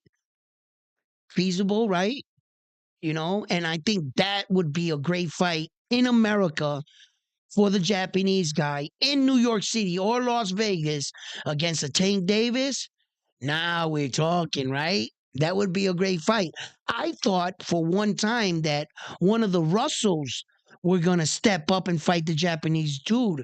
But I later, I already knew what had happened. The Russell was offered to fight the Japanese dude. The Russell dude turned the fight down. He's the one that turned the fight down. And those are facts. Yeah. I thought one of the Russells were going to come in and fight him before Stephen Kubo Fulton. That was actually supposed to happen, but it never took transpire. And it was during the corona epidemic that he was going to fight the Russell. And then Nery stepped in. Nieves stepped in for the Russell kid that denied the fight, if you don't know that. Yeah, that's what happened. So, you know, um, as a matter of fact, How would I do that right now? Um. Okay. Okay. Um. What if I look up champions? All right. Yeah. I can look up champions. Okay. So, for instance, right? Um. Oh shit!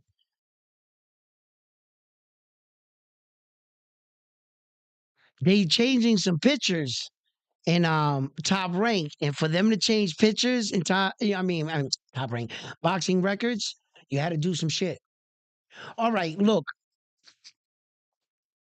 Um. Luis Alberto Lopez, IBF champion. Luis Alberto Lopez is a wild man that I think that his wild approach, every time I saw him fight, I thought he was going to lose. He just doesn't fucking lose, that guy, right? He's been. I thought the young kid, Flores, was going to give him a better fight. I actually thought Flores was going to beat Luis, and he beat the shit out of young Flores, right? So I was like, yo, right? Right? So the WBA super right now at 126 pounds is vacant. That shit is vacant, right? And then you got the WBA world champion is Raymond Ford. So actually, how that works is Raymond Ford has the opportunity to defend that belt multiple times and he can be upgraded to the super for the WBA. You can be upgraded to the super. So that's probably not the reason why they're not upgrading Raymond Ford is because of his last performance. He could have lost that fight against that dude. Yeah, so they don't feel like, I guess. And the WBC interim, Brandon Figueroa, that doesn't mean shit. The WBC um is Ray Vargas. I don't think Ray Vargas can beat this Japanese superstar. Not the way Ray Vargas looked on his last fight as well. No, he looked good in the beginning of the fight. He was banging the fuck out of the dude, and all of a sudden he just couldn't close. And that's what I talk about him. He's a closer. He couldn't close him. And then the WBO is Ralphie Espinoza. That would be like a fight where Tim Zoo and the Tyro Inferno fought. It would kind of be their version of that fight. Naoya Inouye at all of 5'5". How tall is Espinosa actually? I'll tell you right now. This dude is 6'1". That's pretty tall, bro. He's 6'1". He's 29 years old. He has wow, they don't have an official arm reach for him. He's an orthodox fighter. They don't have no reach in boxing records. Usually they'll tell you the reach, the height, the reach, the stance, the age. They don't got his reach down. So he's 6'1" against 5'5". He would have 6 inches on the Japanese superstar. Yeah. I don't know how much he would have in reach, or I would break that down.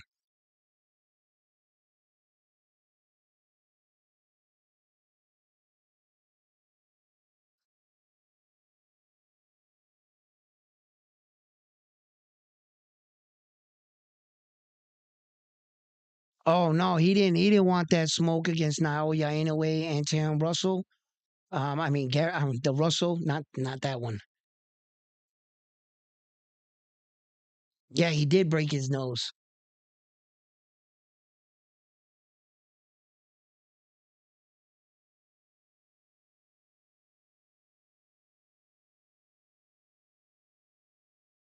He went way back like a car seat. Bruce Carrington versus Naoya Inoue. My takes on it. Listen, Bruce Carrington has his own problem standing all around him right now as it is. Okay, before Bruce Carrington can be measured against a fighter such as Naoya Inoue, Bruce Carrington got to get by Abdullah Mason first, Camille Moulton, Vargas kids. He's got to get by all those guys. All those guys are also undefeated. Okay, um, um, Andy Cruz, right? They're all around him. Andy Cruz, Camille Moen, Madison, Abdullah Madison. He got all them young boys surrounding him right now. And he's going to have to fight his way out of all that smoke right now. And maybe the man that's left standing between all of those kids could have a good fight with a guy like this, right? As of right now, honestly, none of those guys can beat him. I don't think none of those guys can beat him two at a time. Nah, nah. What you're seeing right now with Bruce Carrington, Abdullah Madison, all those guys are them guys fighting guys in their skill level. Yeah. And they're doing what they need to do and they're looking good doing what they need to do against those kind of guys. The fight level that he's on is a different level. And what would happen is it would be kind of like Terence Crawford and Errol Spence Jr. type shit. You would swear to God that would never happen to Bruce Carrington, won't you? You would say that he was just way too good to ever get an ass whooping like that. Now, won't you? You would, right? He doesn't know enough about boxing to outsmart, outthink, outmaneuver, outspeed, and outpower a fighter like this. The fight's not going to look the same, unfortunately. Bruce Carrington is an amazing talent, bro. Amazing talent. He's good. I like, personally, myself, I like Bruce. I like Bruce. I'm starting to like Abdullah Madison a little. I don't know, man. Maybe because I saw him last, I guess, right? Keyshawn Davis. I like Keyshawn Davis. But these kids, like I said, they're good against these guys. And if you were to put him in the ring with a fighter such as him, like for instance, right? None of those guys could beat Tank Davis. Not one of them could beat Tank Davis right now. None of those guys right there are going to beat like a Terence Crawford or anything like that, you know? And I think that Tank Davis would have a lot of trouble against a guy like this. Tank Davis would have to catch him flush. He can knock him out. He'll knock this Japanese dude out. If Tank catches him, he'll hurt him. I think he'll hurt him. I think so. The Japanese dude has shown he has a good chin, bro. He took some good shots, so he's proved to me. Until I see otherwise, I haven't seen otherwise. I seen him take his shots. I seen him deliver his shots. I seen Tank Davis take shots, and I seen Tank Davis deliver shots.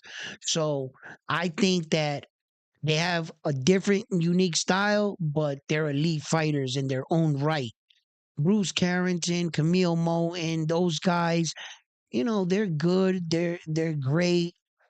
And in their heads, if you ask them, they believe they're ready. They just they just don't know that they're not ready.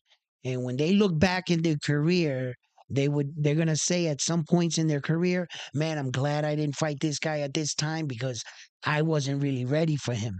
I'm had, and as you grow up as a man, you think back when you were a kid and you realize, man, I was fucking crazy back then.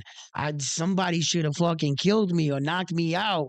And you realize how, you were so much in your head and you're like, well, maybe I wasn't the greatest fighter, right? So you see, and they're just young egos. That's all they are. They're young eagles. Every one of them. Camille Moen, Bruce Carrington. They're young eagles right now, and I get how they feel. You feel invincible. You feel like until you're Stephen Kubo Fulton and you're going out to Japan, and the reality curtain is lifted by an ass whooping. That wasn't just an ass whooping, it was a humbling ass whooping. There's a difference. You know, it's one thing to get your ass whooped, but it's one thing to completely believe you were supposed to win that fight and you got destroyed. That's humbling. And not only did he beat you, he used your technique against you. You know, the Philly shell, the Japan dude was doing the Philly shell right in front of fucking Stephen Kubo Fulton. And that was humbling. That was humbling. And until you, all the way up until that point, Stephen Kubo Fulton sound like Bruce Carrington and all these other guys.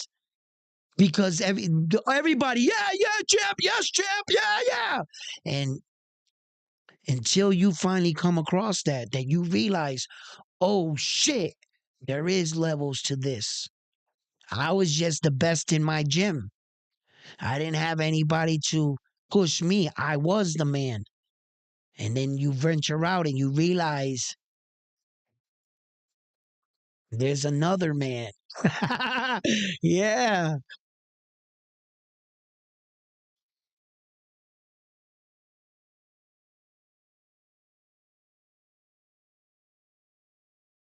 I believe Naoya Inouye can clean all the divisions out all the way up to 130 pounds, I believe.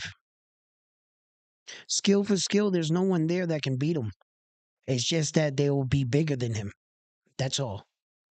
But skill wise, there ain't nobody that can beat him at 130, at 126. Who? I'll wait. Give me one guy that can match him skill for skill. If they were to able to be the same weight and the same height, tell me anyone that can match him skill for skill. There's no one. There's no one that even remotely looks like him from 126 to 130. You'd have to start getting into 135, the Shakur Stevensons, the Tank Davises, in order to start a conversation. Because there is no one, and I mean no one. The only attributes they got on him is the fact that they're bigger. That's it.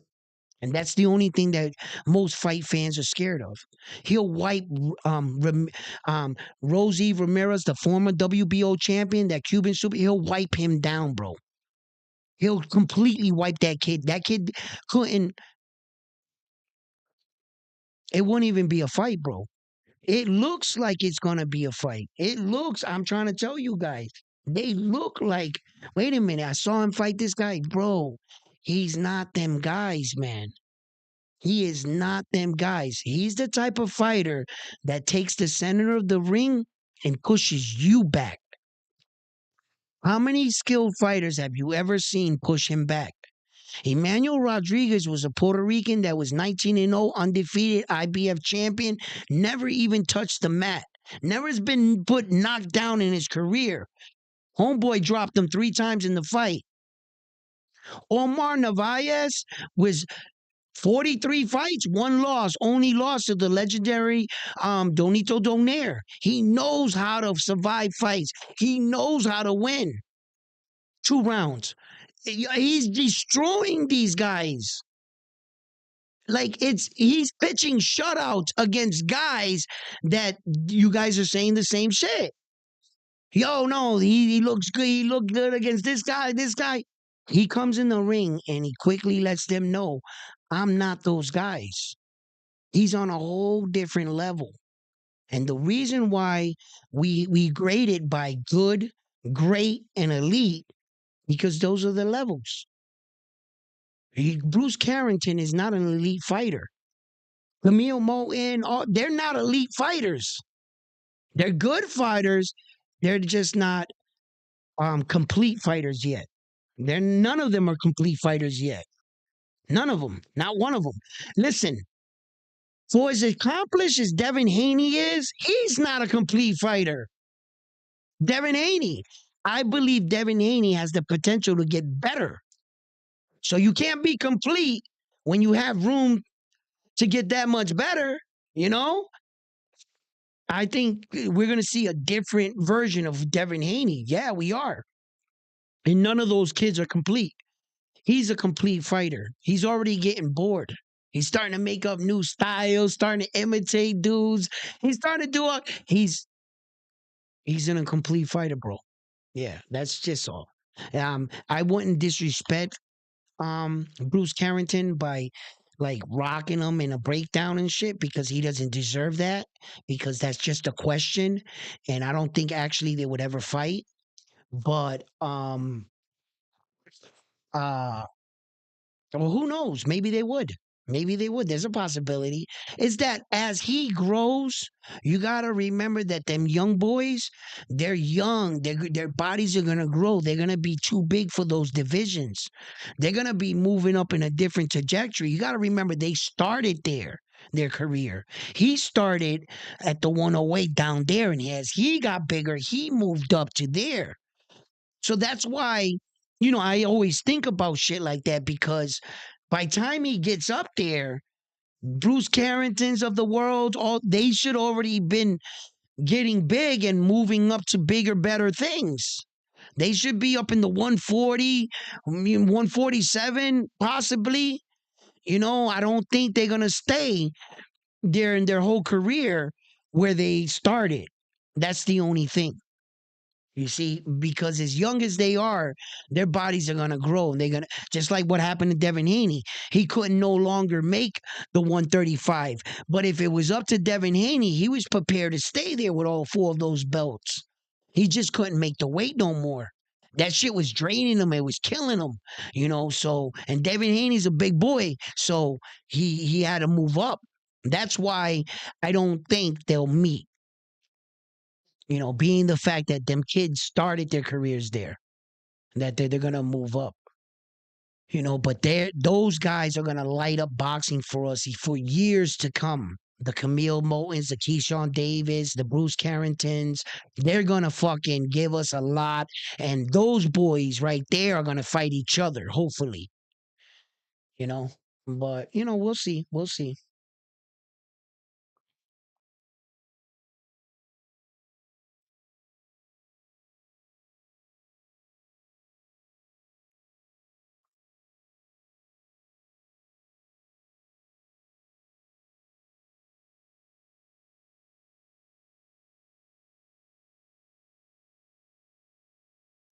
Listen, he's 40 years old, bro. He's 40 years old, man. That Cuban fighter, man. Listen, and the guy that he fought, that was a tomato can, bro. I'm going to call it what it is. That was a tomato can. And Laura got to fucking fight the fights. It's not, they released him from his fucking captivity island, right? After doing a huge amateur career, and you just can't leave like that. And be exiled from your country. You also leave your family back there. You don't want to do that, right? So, and then when they come out to America and shit, they come out late. He's like 28 years old making his American debut, and Laura. And that's what happens to those kind of fighters from over there. You see, and it's unfortunate, but he's already 40 years old, man. You saw him in the fight, right? He had that spray on hair, so that you don't see his bald spot and shit, but it still shines black. But you can tell he's bald. That's how old he is. That's just all hair dye. And they try to if he wasn't to Lara's full hair is all white, bro, already in real life anyway. You know, um, and it's just a matter of time. You know, he's living out the dream. The fighter, he should have been in the US now in his later. He should be retired by now. But since he got a late start, and we all, as fighters, I don't know if but all fighters love to live in the moment. And every time, as you're an older man, when you're 40, like Laura is right now, he knows he only has so many fights. So many times you're gonna go out there under the bright lights before it's all over, before it's all said and done. So he's living out his dream as a champion, and these are the fighters that he should be fighting. But would I consider him now a real big threat, to like everybody. Nah, not really. Not like he once was when he was younger, you know. Not like that. Not like that. If you were to take even 10 years off of him and make him 30 years old, then I would be like, yeah, but at 40 years old, bro, like this, come on, man. Like, nah. When you get up in that age as a man, like when you start breaking like your 50s, your 40s and shit, and all men don't age the same, it happens like almost overnight, bro. When you're younger, it's like every few years, you're like, 3, 4, 5 years pass from 19 to 24. You're like, I feel a little old at 24. And that's crazy talk, right? But you probably said it, right? Until you realize when you hit like 40, 50 years old, when you age, man, it seems like it only takes 6 months. And then every 6 months, you seem like you're getting older and older. It comes faster. Like, damn, like slow down. Like, what the fuck, right? And you're just not as young. So, but it's a good. He's doing his thing. He's doing his thing, but you know, he's got to do it over there. you know, we'll see. We'll see. We'll see.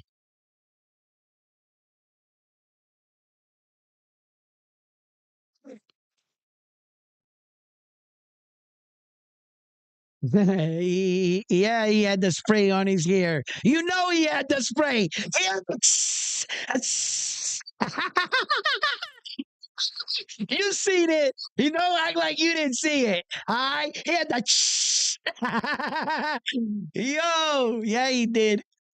He's good. He's good. He's good. I just, what they do to those guys over there before they release them and allow them, they're already fucking ran through. You know, they fight so many fucking Olympics over there. Olympics is every 4 years, for everybody in the world. So when they released him, he started his career in America like around 28 years old, 29 years old is when he made his debut. Yeah, so it's not, they already know that they got the best years of his life out there in Cuba. They got the best years of his life. And you just can't get on a banana boat and think you're gonna get to fucking America because them Cubans will turn around and kill your family for you exiling and leaving.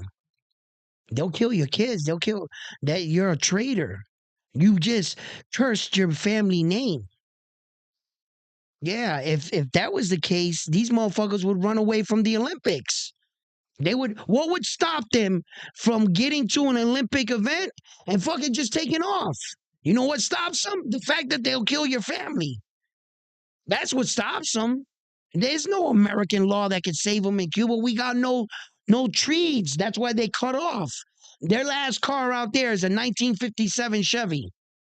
That's the newest car out in Cuba, right? They're using fucking machine parts you ever see them on them YouTube shows how they do it? They're nasty, right? Because they had to adjust with what they and work with what they got. They legitimately have car parts that they've been docking for 30 years. Fucking doing it over, fucking making it, yeah, type shit. No business with them. We do no trades, no business. It's against the law to smoke one of their cigars. You can go to jail for that. But just smoking one of their cigars, they're banned, right? Why don't they just leave? I'll tell you why. I'll tell you why. That motherfucker will have your family killed. Yeah, they will, bro. So when they leave you got to give them a part of your life. And when they feel like they got enough of you, go ahead. Start your career at 30 years old, 28 years old. It's bullshit, but it happens. Andy Cruz, fighters like that. Look how old Andy Cruz is right now. He's got what, 3 fights? Andy Cruz, let's check him out. He's got 3 fights.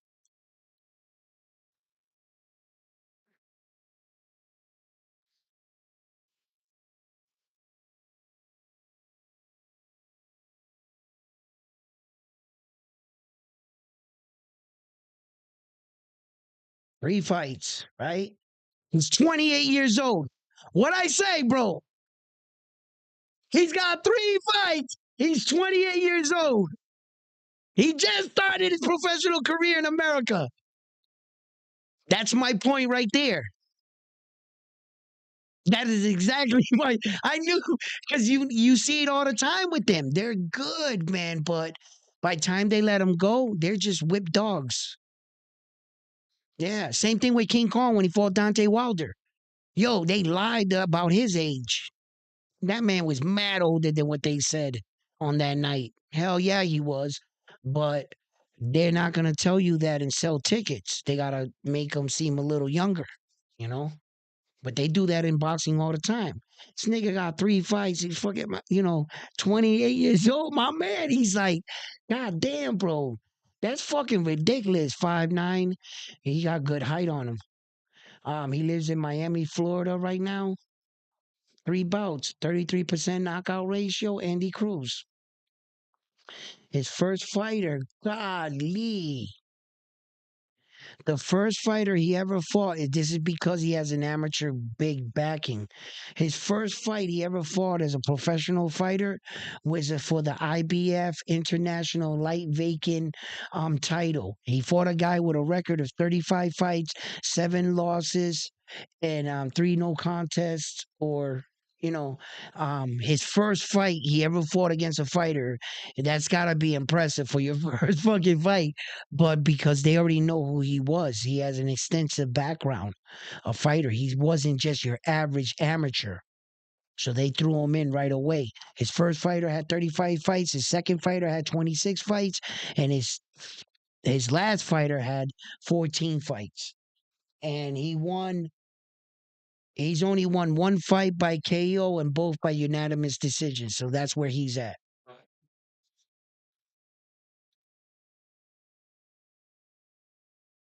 Yeah, he has a good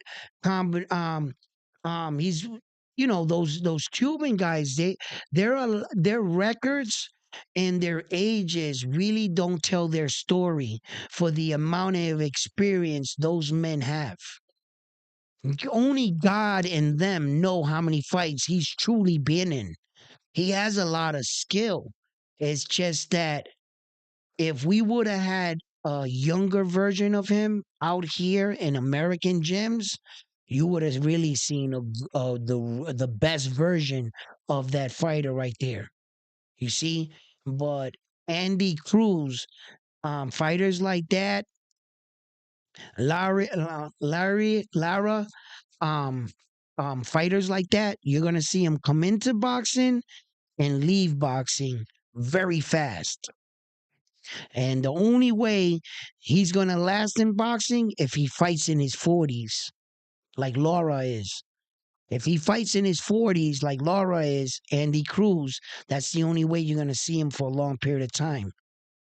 So they better be prepared to fight that when they should be already retiring way before that in their 35s. You should be retired 34, 35, 36, right around there. You should never be fighting 40, 41, 42, 45, bro. The fuck is that? And they're just getting started type shit.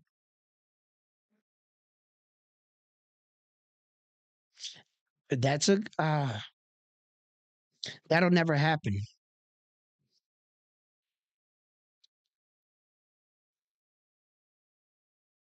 I don't even know. The only fights for Esau Pitbull Cruz right now is the old man Israel, right? That's gonna either that.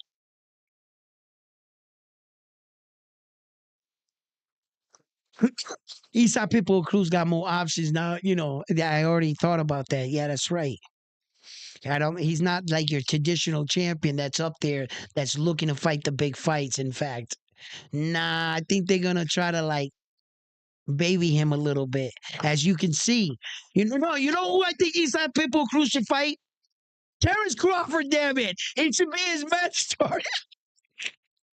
Yo, make him fight Terence Crawford, damn it. You're making Sebastian Fedora fight Terence Crawford. Then you need to put Esau Pitbull Cruz in. You know what I mean? Terence Crawford fight Eastside Pitbull Cruz. Yo, crazy, he's crazy, he's crazy. I'm just fucking around, you know. But nah, Eastside Pitbull Cruz got a lot of options. I would like to see who takes it, and you know if he's truly about that life. Are you really about that life? Are you really that crazy, my man? Do you really believe you can beat the other champions the way you were calling them out, or is that just because the mic was in your face? We're gonna f- we're gonna find out.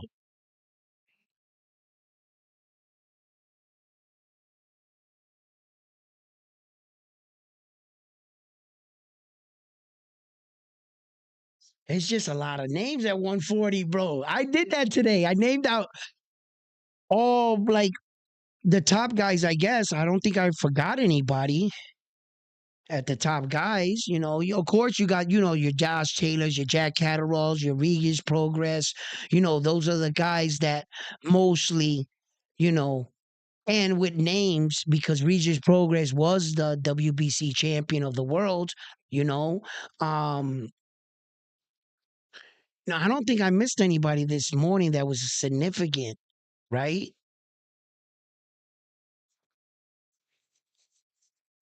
Let me check out the 140. I don't think I did. Where would I go to look that up? I was just naming them off, but now you got me thinking that maybe I missed somebody. Did I?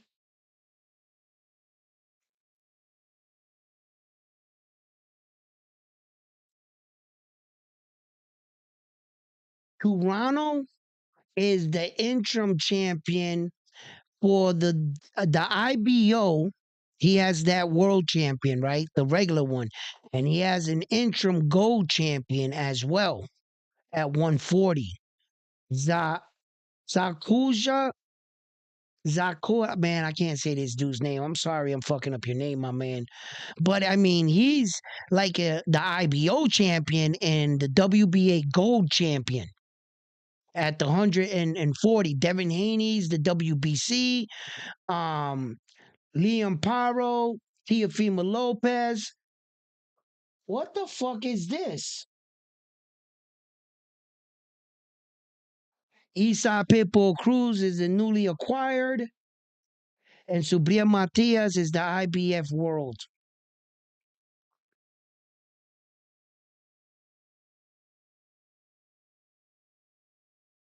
Aram IBF world. No, the WBF. Fucking kind of belt is that? They got the WBC, the WBF, and the WBO. WBF alphabet belt. Fucking kind of belt is that?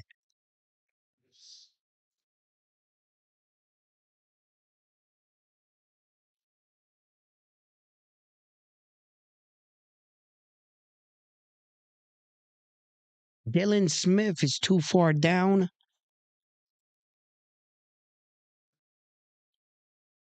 There's nobody else but all the guys that I mentioned today. That's it. That's all I feel that. And you guys got me thinking I'm missing somebody.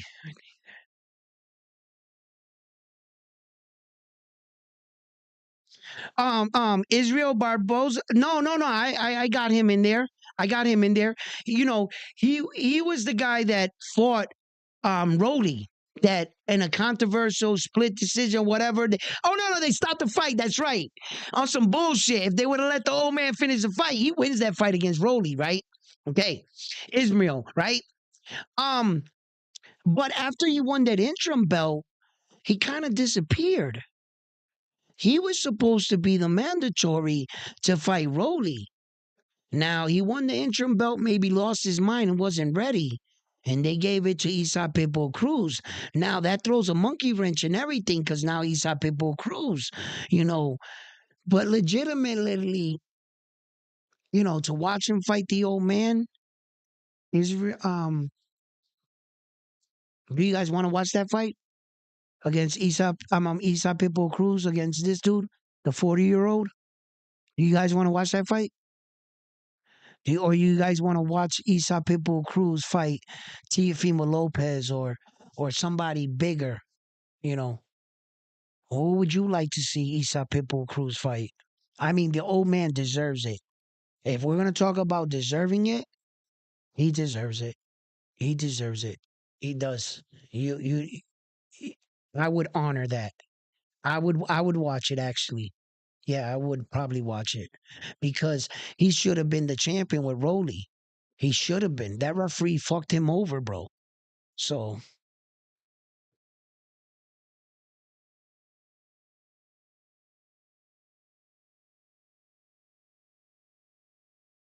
um, he's just still far down. Brandon Lee, um, I don't know, man. He was on a good trajectory.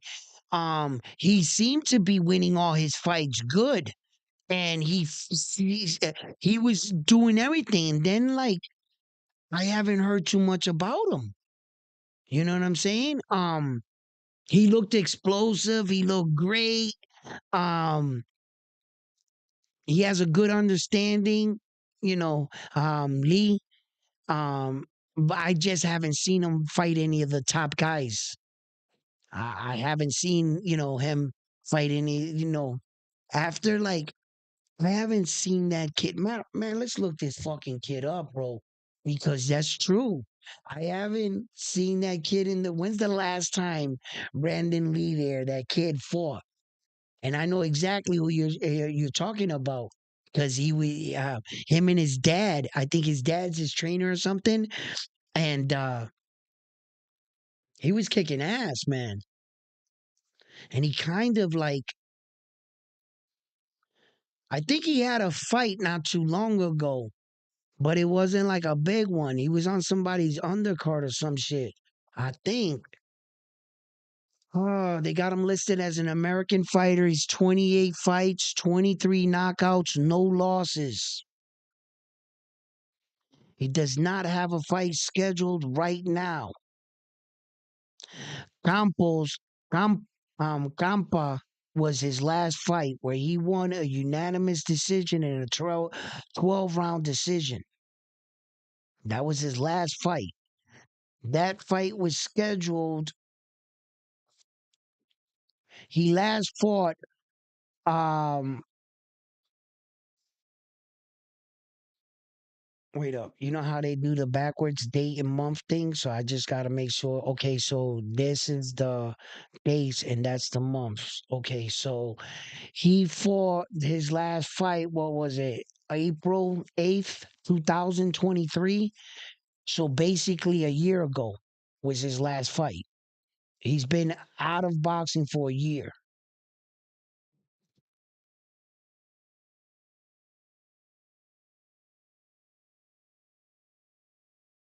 Just disappeared, bro.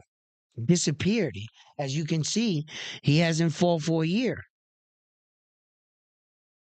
Yeah, Carlos. Yeah, it says it right here. I'm on boxing record. His last fight was 2023, April 8th, where he won a unanimous decision in 10 rounds, and we haven't seen him for a year. Yeah. So, you know, yeah, man. I see it, man. But he's a good fight too. So fight fans, guys, was listen, man, we've been up kicking it. It's fucking 11:30. I don't care. We can sit here all night, really, but we always got to leave something for tomorrow. And I started off a little groggy. I woke up from my nap. I was like, yo, let me go live stream. I got on. I already had what I had in my head earlier, and everything was jumping in and out, and I had to snap out of it. you know. But listen, man. Oh wait. Let me see what you say here. I'll stick around for a little bit.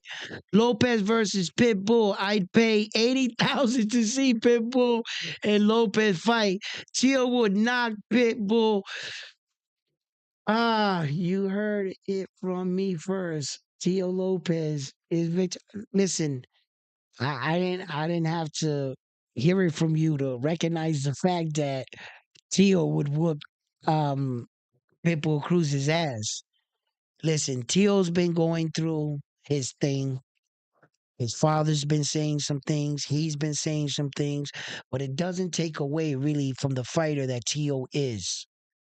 Teal in that ring is dangerous, and he can give anybody a bad night. And when Teal's on his game and he's locked in on that Fortnite shit, he's a very dangerous man. A very dangerous man. As you can see, Styles make fights. He had a trouble against Ortiz. Okay, his Tio had troubles against lesser opponents for some reason. But when the stakes were high and the money was on the table, it seemed like Tio would show up. And that was kind of the narrative coming into the Ortiz fight. Ortiz came, he showed that his footwork was way more superior, and Tio was finding himself in a position where that he had to cut off the ring and couldn't handle it. Okay, I understand it. It still doesn't take away from the fighter that Teofimo Lopez is. And if I were to put Isa Pitbull Cruz and Tio in the ring, there's no way I would believe Isa Pitbull Cruz would beat Teofimo Lopez for one. I would have Tio in that fight until Isa Pitbull Cruz showed me otherwise. He would have to prove to me and to himself and to the rest of the world that he can beat guys that big and that he's here to really be a 140-pound champion of the world. Until I see that moment, I will not crown him.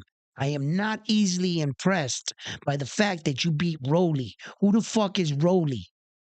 If we want to be honest, I'm nice to Rolly because he's a boxer, okay? But as Rolly for boxing skills is shit, okay? So you can't even compare that victory and stamp his approval at 140 and say he's one of those big dogs. No, you're not.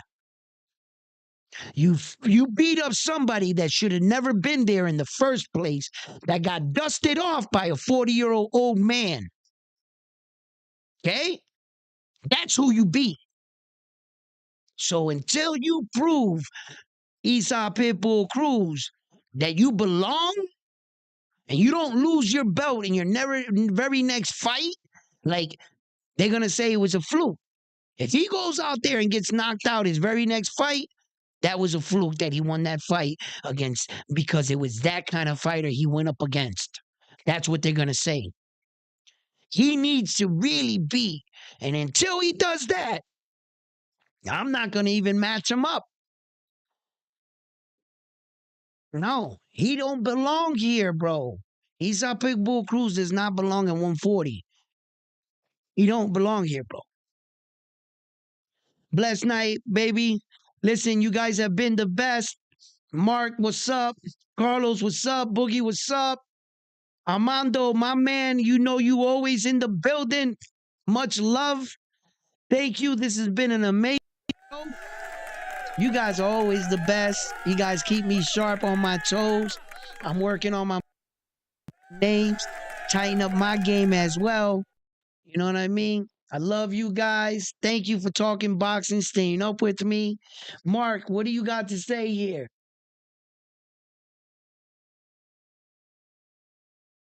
Yeah, or somebody's going to humble his ass, whichever comes first. Love you guys. Have a great night here at Round Wolf One Sports Talk, and I'm out. Peace.